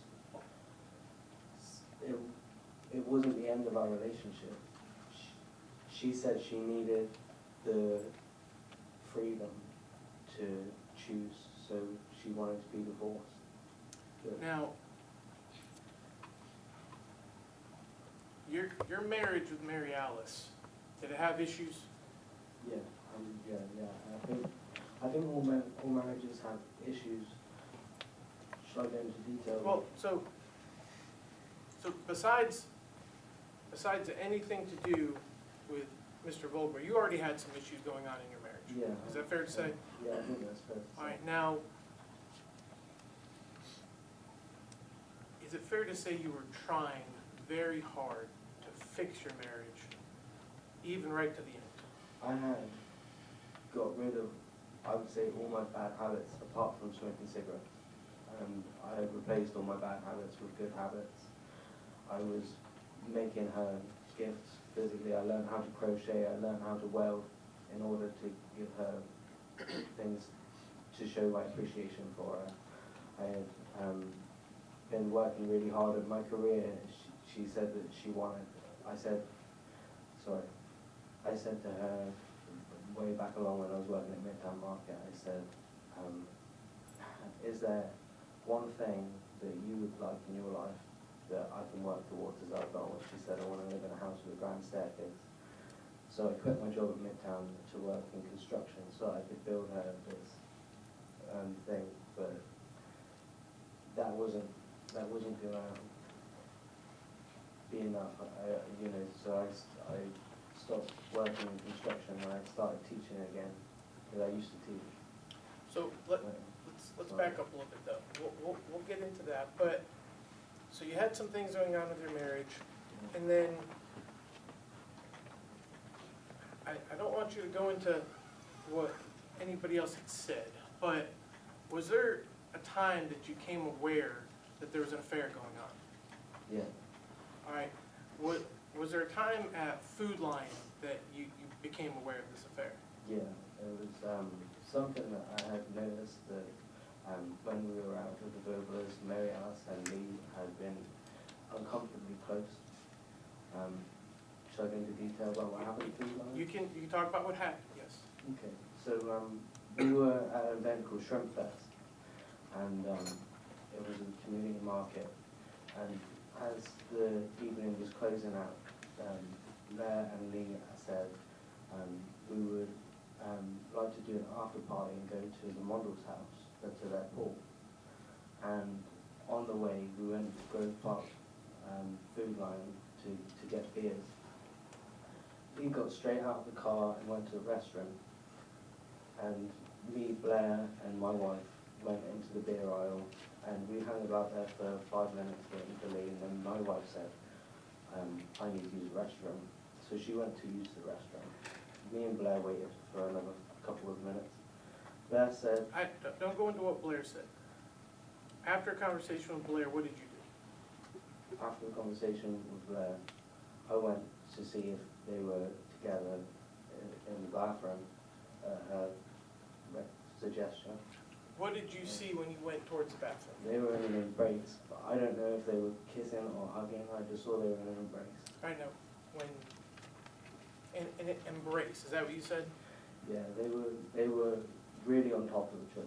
All right, now, did you confront them about this there? Yeah, I went straight. I threw the beers at the floor and I walked straight towards the toilet, and Lee ran into the toilet and he started urinating, which is significant because he was going to the restroom first, but he needed to wait. He needed to urinate because he really wasn't going to the restroom to use the restroom. He was going there to meet my wife. Okay, now, when you confronted them, when this was going on, did you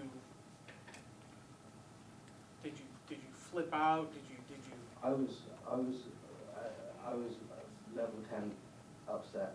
But now, while level 10 upset, did you strike Lee? Did you do anything to Lee? No, I said, you have no idea how much harder it is for me to walk away right now. But you did walk away, correct? That's exactly what I did, yeah. All right, now, after that event, you and Mary Alice continued to have problems, correct? Yeah. And now, is it fair to say that the problems were worsened by an affair going on? 100%. Now, this is before the divorce. Mm. Now, when this continues, did you feel your mental health getting worse? 100%. I was doing better than I was doing, but I was putting more effort in than I had ever put in before into my character and achieving things in order to save my marriage. But I've never been in a worse mental state than when this was going on.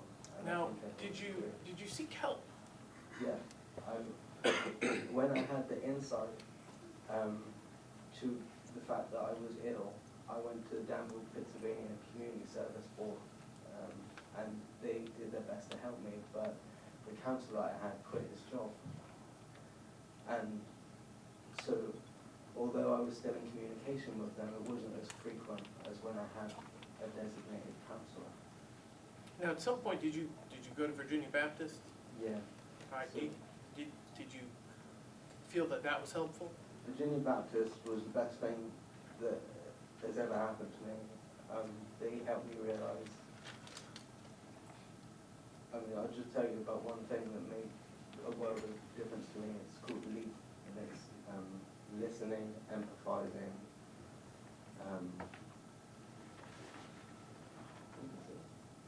listening, empathizing,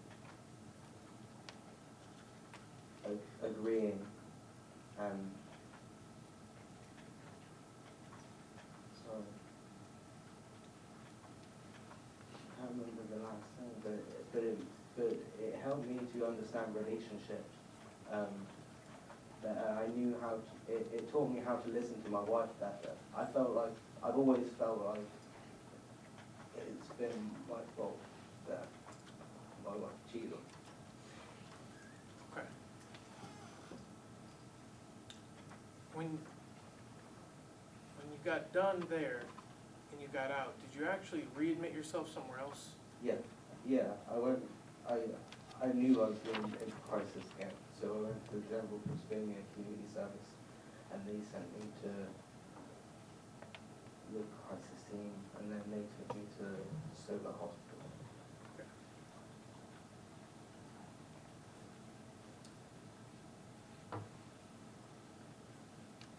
After that, I want to go back to your mental health, just outside of where you were getting help. Did you separate yourself from everybody? Yeah, because my wife said to me that... Yeah, I can hear it. Don't go into what your wife said to you. Just the question is, did you separate yourself from everybody? Yeah, I cut everybody off. All right, now, was that because you were trying to focus on your marriage? Yeah. All right. Now, looking back, do you think that was a smart decision? No.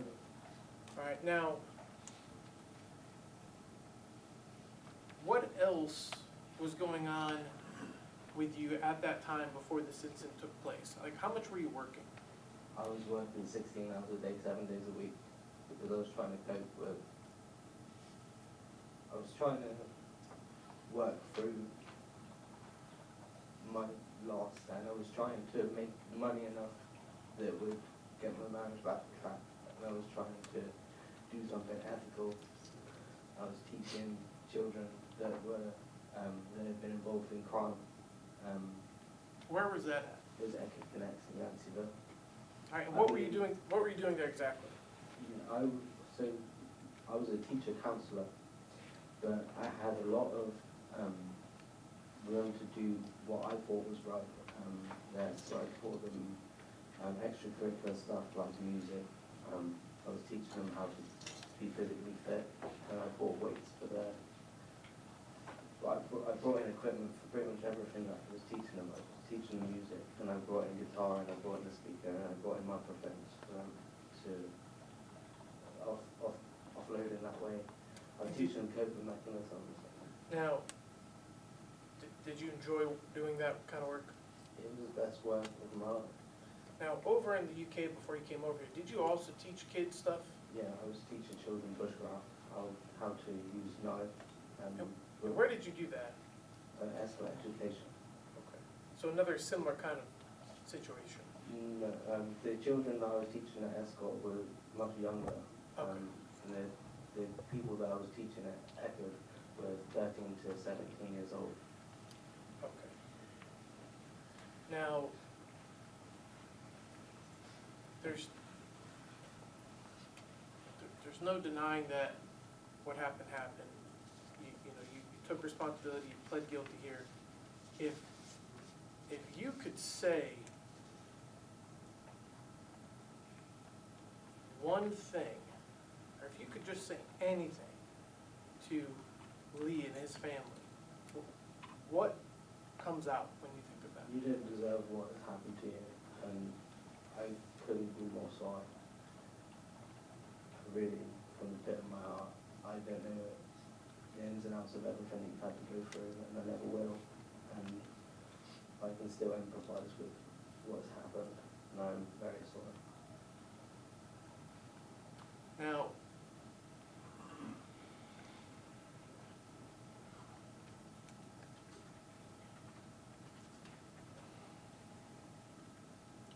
moving past it, which I don't think anybody disagrees, nobody's gonna move past it completely, but how are you now on the new medication that you're on currently?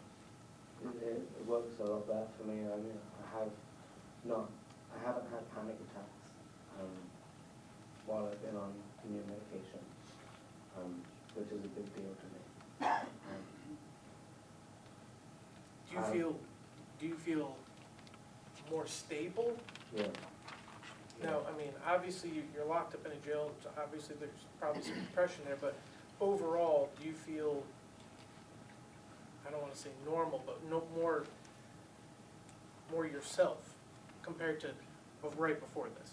I feel like I can distinguish a more sustainable way of being at where I should be at my best. I can do that in a more controlled way rather than in a manic way.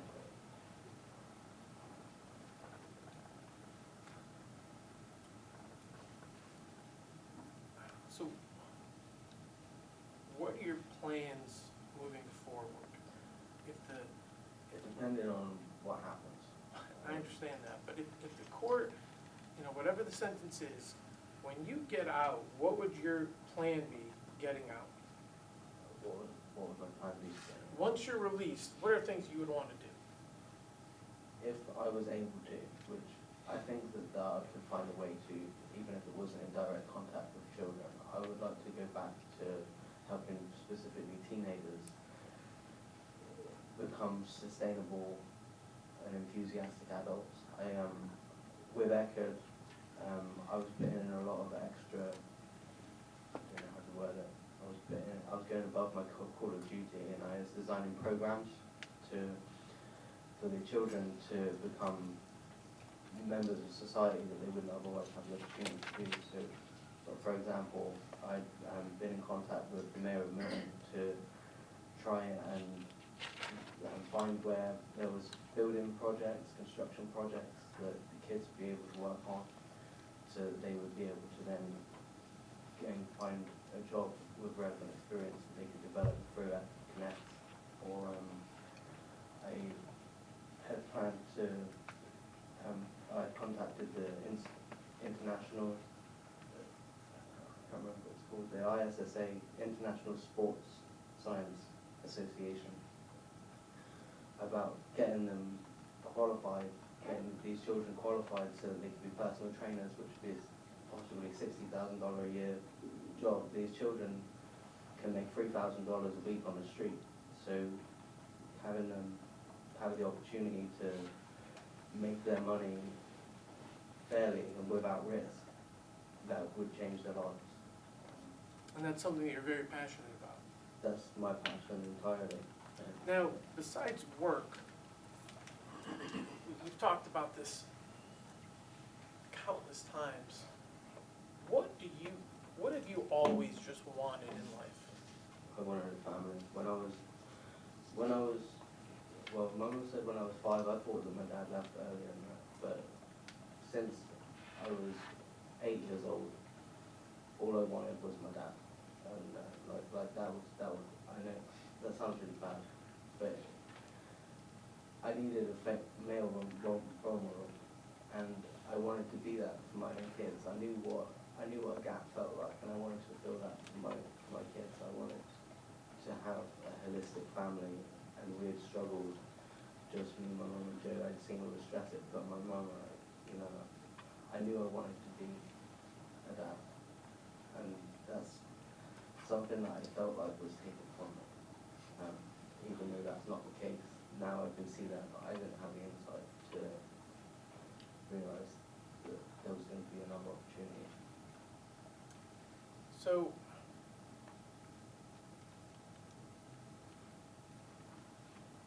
after your dad left, growing up, do you think you struggled with abandonment issues? 100%, yeah. Do you think you still struggle with that? I do struggle with it. I don't think that I'm ever not going to struggle with abandonment issues, but it's not entirely negative, because also I know how to be there for people. And I know I'm not going to abandon people, but that was kind of my problem with my wife was I couldn't let her go when she was saying to me that she wanted to repair things. That hadn't gone off the table. Yeah. Okay.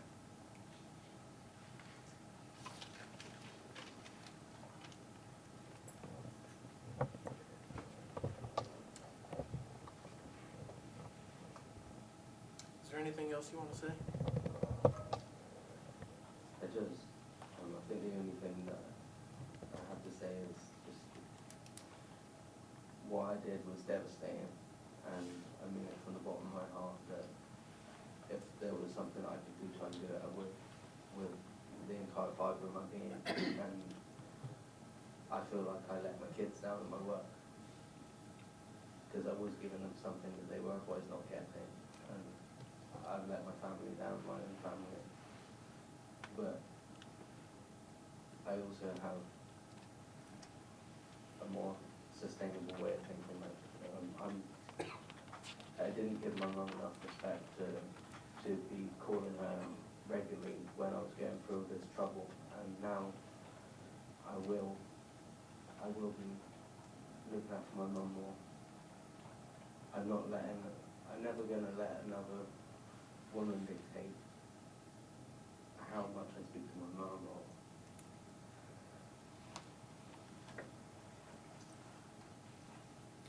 That's all my questions, John. Newman? Very briefly, the event you testified in reference to at the shrimp event, that was over a year prior to this event. Can't remember, I think it was September. And you and your wife separated June of 2024. But we weren't separated, we were still seeing each other. You signed the separation agreement June of 2024, correct? I don't remember. Back later after that, you signed a waived notice in reference to the divorce proceedings. A waive? You waived notice in reference to the divorce, waived notice in reference to coming to court, the divorce was going through. Yeah, well, she said to me that she needed the sense of freedom to decide if she wanted to be married to me or not. So yeah, we went through a divorce. And you were aware, any kind of relationship that took place between Mary Alice and Mr. Vogler, that had been over? No, I didn't wasn't aware of that. She specifically told you that? No, they were communicating through Snapchat. Well, just because they were communicating, they were on boards and stuff together, that doesn't mean they were still having any kind of relationship, right? Why would they be doing it on a medium that deletes text? Why was she being shady about? And that's the issue, right? Regardless of what she's telling you, it was over or not, you've convinced yourself that you're not gonna have kids, and it was Mr. Vogler's fault, correct? I suppose, yeah. And that's why on this date you decided you were gonna inflict as much pain as possible on Mr. Vogler. It wasn't really, I didn't consider. Well, that's why you put napalm or just styrofoam in the gasoline. You specifically told the officer you wanted that to burn hotter, correct? Something like that. So again, you wanted to inflict as much pain as possible, because in your mind, it was all Lee's fault, but it was your wife that didn't want to leave you, right? I don't have very much memory of the event. No. Well, on the day of, you had great memory of it, didn't you? I don't know, yeah. You specifically told the officer how you drove down to fill up 3 gallons of gasoline, correct? I don't know. You don't remember that? No. You don't remember going into the hallway, pacing back and forth? You don't remember not, Judge, he's answered the question, he does not remember that day. Huh? So he's asking a different question. you don't here remember throwing gasoline on Lee? No. Well, let me ask you this. If you don't remember any of that, I remember that I woke up. No, I was already awake. I hadn't slept that night, and my wife was ringing my phone, and I was going through something. I was really in a bad way, and I decided to pick up the phone and I said, "Hey baby, how are you?" And she just went off of me.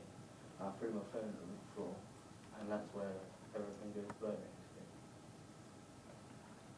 so you're saying to this court right now, you don't remember anything in reference to Light and Lee running after him or anything? Well, let me ask you this last question for you then, okay? If you can't remember any of that, how in the world should the court believe you when you say you're sorry about something you don't even remember? I suppose that's up to you. I have no further questions. Any regret?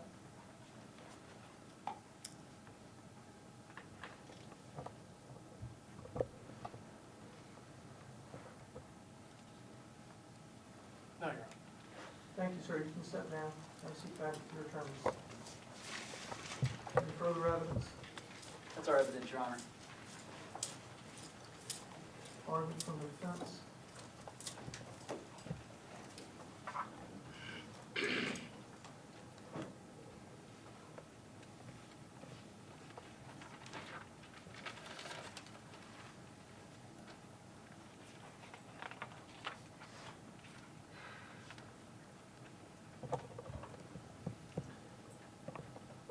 Your Honor, people do not generally destroy their lives, their families, their futures when everything's going well. This offense occurred at the intersection of serious mental illness, a marital collapse, emotional devastation, and extraordinarily poor judgment. That doesn't excuse it in any shape or form, but it helps to explain it. The defendant, Shotsie Buck-Hayes, respectfully requests this court impose a sentence within the advisory guidelines. At the outset, the defense recognizes the extreme seriousness of the offenses before the court. Lee Vogler suffered catastrophic, life-altering injuries that nobody is trying to dispute whatsoever. Nothing presented today by the defense intends to minimize that in any way. We're not minimizing the pain and suffering by Mr. Vogler, his family, his friends, the gravity of Mr. Buck-Hayes' conduct. It's inexcusable. Mr. Buck-Hayes stands before the court having accepted responsibility for his actions. He pled guilty to attempted murder, aggravated malicious moving. He has spared the victim's family, the court, the burden of some lengthy trial that stands before this court to accept his punishment. The question before the court isn't whether punishment is warranted. That's unquestionably, it is. The question is what punishment is appropriate after considering not only the offenses, but also the offender. Virginia law recognizes that sentencing is an individualized determination. While the court must consider the seriousness of the offenses, it must also consider the unique circumstances of the defendant, his history, his culpability, his rehabilitation, the sentencing guidelines, all of this. We believe for the following reasons that it should be a sentence in these guidelines. First, one of the most significant mitigating factors before the court is Mr. Buck-Hayes' acceptance of responsibility.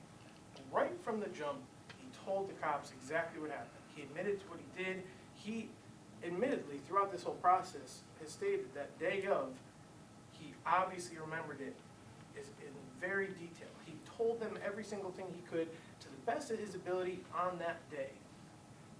He entered plea of guilty to the offenses charged. He accepted responsibility for his actions without requiring, again, anybody to come to a trial.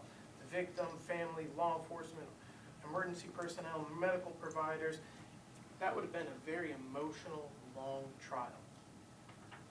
Judge, the last time we were here, he entered a guilty plea once that one charge was dropped, because he was never gonna say he was not guilty of this. This right here, he's always accept responsibility for. Accepting responsibility remains one of the strongest indicators that an offender has begun the process of rehabilitation.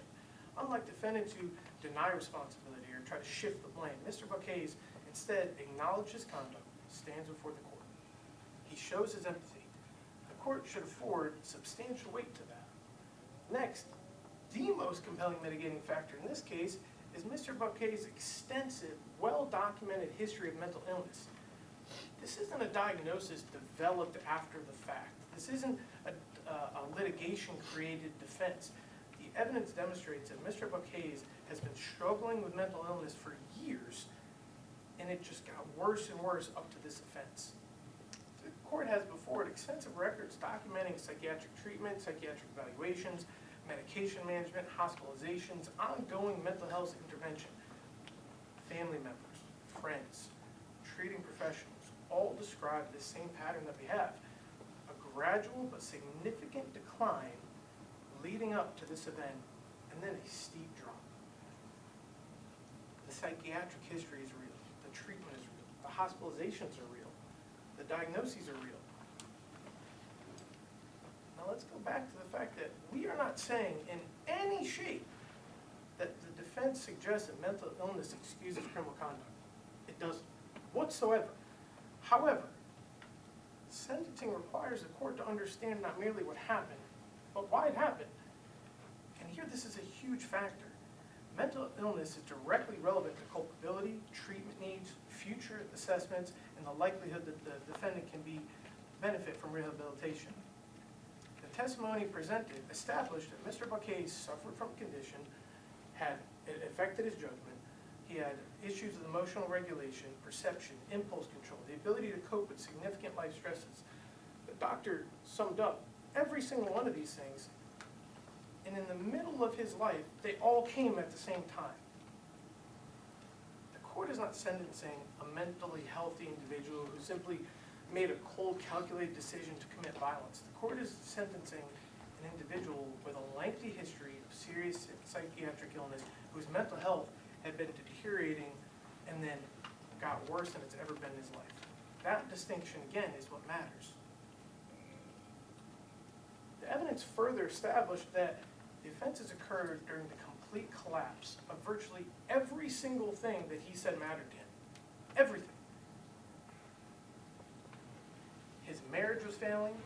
The testimony further established that Mary Alice entered into a relationship with Lee Vogler before the marriage had ended, and Mr. Buck-Hayes became aware of that relationship. He was even told about this relationship. It was surrounding him. Again, the defense does not present these facts as an excuse, but just an explanation. Infidelity does not justify violence. It doesn't justify any of this. But knowing about this explains it. It's not aimed to diminish the seriousness, but just give an understanding.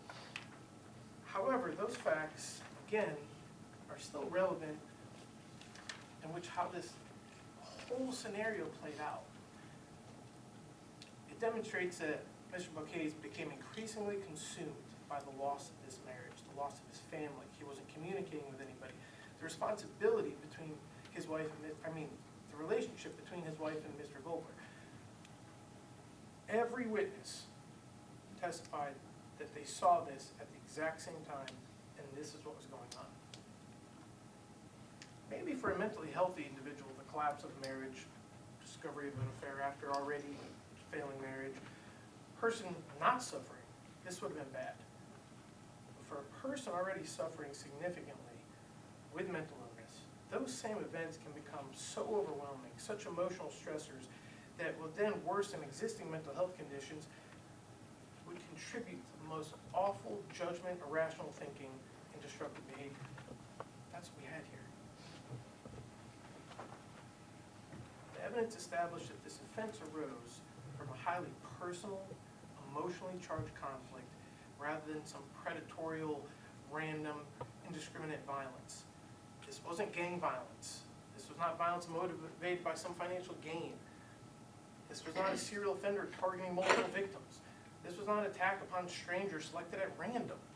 Rather, it establishes a man with no criminal history committing an isolated offense that arose from a unique set of circumstances involving a deteriorating mental condition. When it comes to rehabilitation, it's worth noting that Mr. Buck-Hayes was only 29 at the time of this offense. Courts have long recognized that younger offenders have a greater capacity for rehabilitation, personal growth, and change. The court is sentencing a relatively young man who still poses a capacity to benefit from good treatment, correctional program, maturity, and the passage of time. The testimony presented by family members, friends, mental health professionals, all establish he's not beyond rehabilitation. The mental health professionals testified that the treatment exists. Diagnoses are genuine. Further treatment could reduce future risk. Rehabilitation remains possible. Leading up to this, one of the biggest things that they've all testified about is the lack of communication from family. He wasn't keeping them in the loop. He wasn't able to talk to them. His mom has stated, and he stated, that will never happen again. If she has to move here, she'll move here. There is never going to be a time when he's away from his family again. This close 3-person unit. The court doesn't have to choose between punishment and public safety. I say that because the guidelines, they accomplish both these objectives.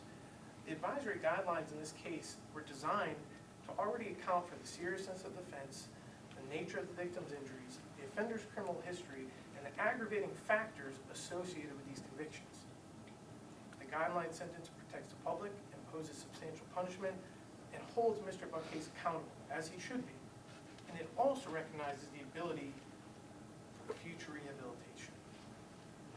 Lastly, Your Honor, there's no doubt the court is faced with a very difficult sentencing decision involving undeniably serious offenses and devastating injuries. We're not trying to say anything, but they are devastating injuries. However, sentencing again requires the consideration of not only the offense, but also the offender. To recap, he accepted responsibility through guilty pleas. He poses, substantial documented history of mental health. He was young at the time of the offense. He retains capacity for rehabilitation. It further demonstrates that these offenses occurred during this awful psychiatric break in his life. There's no doubt this led to extremely poor judgment and awful circumstances. The evidence presented today does not describe a predator. It does describe a man who spent his life, victimizing others or targeting people. It's a mentally ill individual at this time that was unraveling. Shotsie said himself, if he could take it all back, he would. He wishes none of this happened. He shows remorse, empathy for his actions, and he's now on medication that is working well, and he has plans for the future to help others, like he's been doing his whole life. He worked with kids in the UK. He worked with kids here. He's always trying to get back what he never had, and that's that family unit.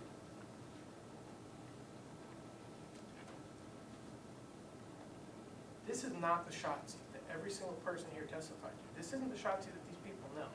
This is Shotsie during the most awful, tragic time in his life. We are respectfully asking the court to sentence him within the recommended guidelines provided. This would hold him accountable for his actions and also give a young man another chance. A chance is the only thing that Shotsie is so desperately trying to have. It's a family. That's all.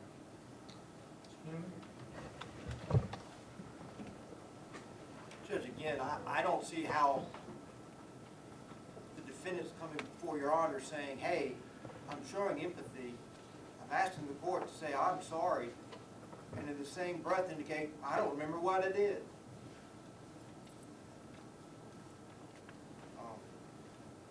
Throughout the hearing today, this first address has any mental issues. Judge, he was not going through any dissociation on that day. He was very clear. He knew exactly what he wanted to do. He wanted to kill Lee Vogler.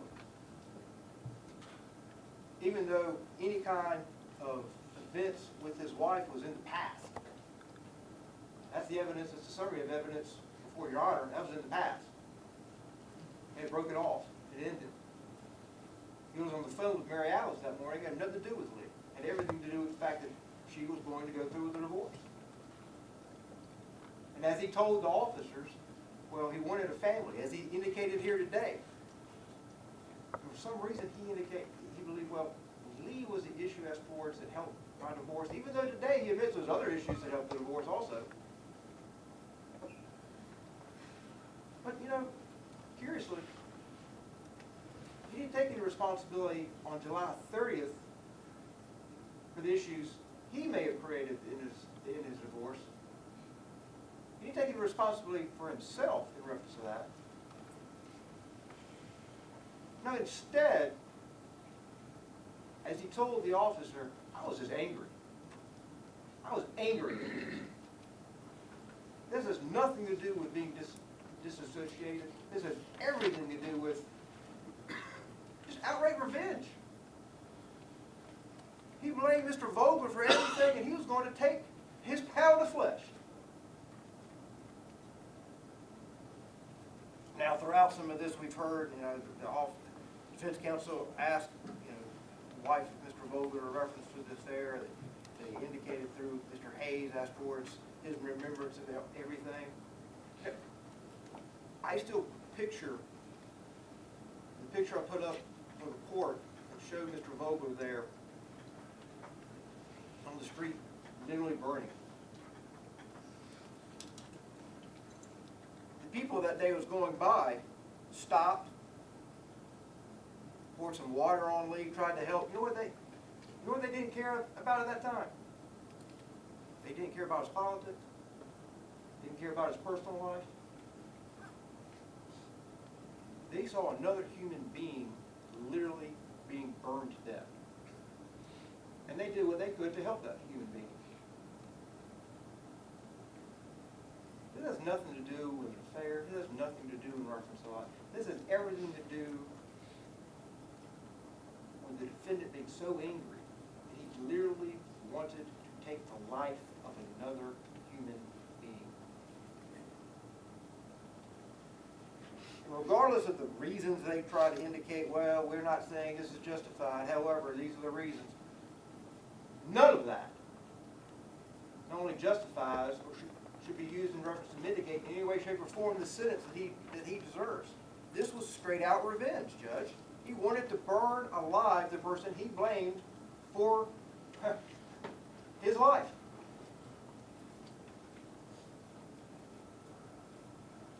And Judge, I know we're here for attempted murder, not murder. He should have got no credit to the fact that Lee didn't die. Because he tried his best to do it. He even put styrofoam on there because he wanted to burn longer. But for those citizens that stopped and poured water for him, the officers were able, the first responders, to get Lee to the hospital, Lee himself, who fought, his family, the doctors at the burn center, those are the heroes. He doesn't deserve any credit for that. Judge,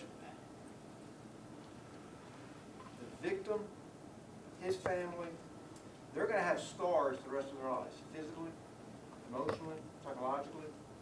They'll never heal. It's hard pressed to find a case where it is crystal clear someone went out of their way to kill someone else. We've had cases where people just pull guns at the last minute and decide, I'm going to pull the trigger. That's first-degree murder. Doesn't mean pulling the trigger. He had to go by his residence, as we pointed out, was right next to where Lee was. He wasn't so hot and bothered he ran straight to that location to take care of Lee. No, he had to drive by that location, go to the gas station, fill that tank 3 gallons up, go back to the office, get in there, not only pour gas on him, had to run around chasing Lee to making sure he got to Lee, outside, and lit him on fire. Put styrofoam on to make sure it burned hotter. That's one of the most clear case of a specific intent to kill someone that you're gonna find. And it's not as easy as defense counsel would have you have say, well, he's learned his lessons, let's move on. Judge, the defendant may have been the nicest person in the world prior to July 30th. But his actions that day of this horrific event, his specific intent to kill another human being, his specific intent to make sure I want it to be as painful as possible. Can you think of a worse way to kill someone? Just to burn them? In the middle of Main Street, in the middle of the day, in our city, we have a gentleman deciding, I'm going to burn someone alive. That is so horrific. I'm not asking you to sentence him in reference to again, he may have been the nicest person prior to this day, but that act that day, that screams for you to go over the guidelines. Just as I indicated, Lee and his family,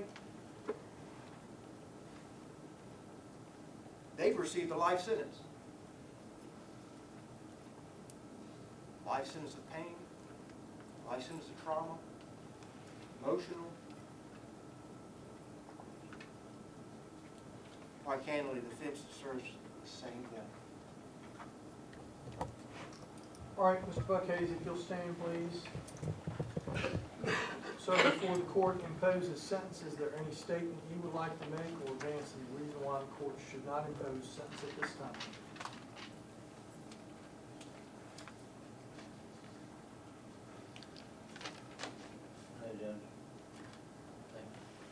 Well, a lot has been said today by witnesses, by the attorneys, and I'm not prepared to go through all of it, but there are some things I think the court needs to point out. First is guidelines. Guidelines call for a range of 5 years, 8 months to 12 years, 8 months, with a midpoint of 10 years and 7 months. When these guidelines were initially adopted in 1995, they were done so under the auspices of desiring, as a state, to promote uniformity amongst sentences, to ensure greater fairness across the board, and at the same time to ensure that individuals were appropriately punished for serious crimes. In that time frame, they looked at historical sentences, they looked at certain types of offenses that the state decided needed to be enhanced, and that was what initially launched these guidelines after parole was abolished in 1995. At the same time, the state, the Sentencing Commission, has always, I mean always, recognized that courts may and should depart from the guidelines in appropriate circumstances. Compliance with the Virginia guidelines is not legislatively mandated and does not impede a trial court's authority to sentence outside the guidelines if, because of aggravating or mitigating circumstances, a judge wishes to do so.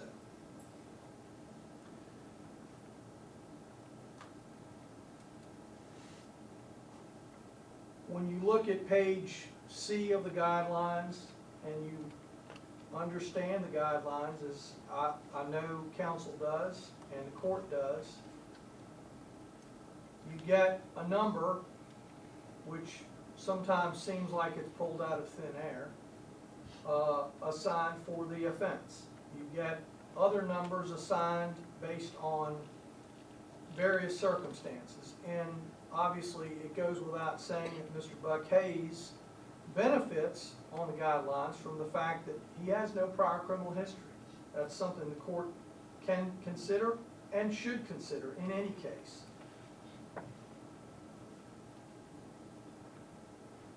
But the guidelines do not, cannot, and were not ever designed to apply to all factual scenarios, and they cannot and do not apply to this factual scenario.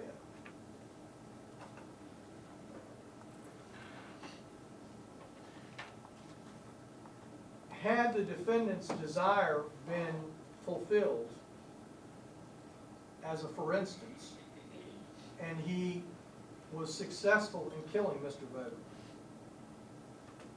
other sentencing guidelines would have been prepared. 22 years, 11 months to 38 years, 3 months, with a midpoint of 30 years and 7 months would be the guidelines for a completed first-degree murder.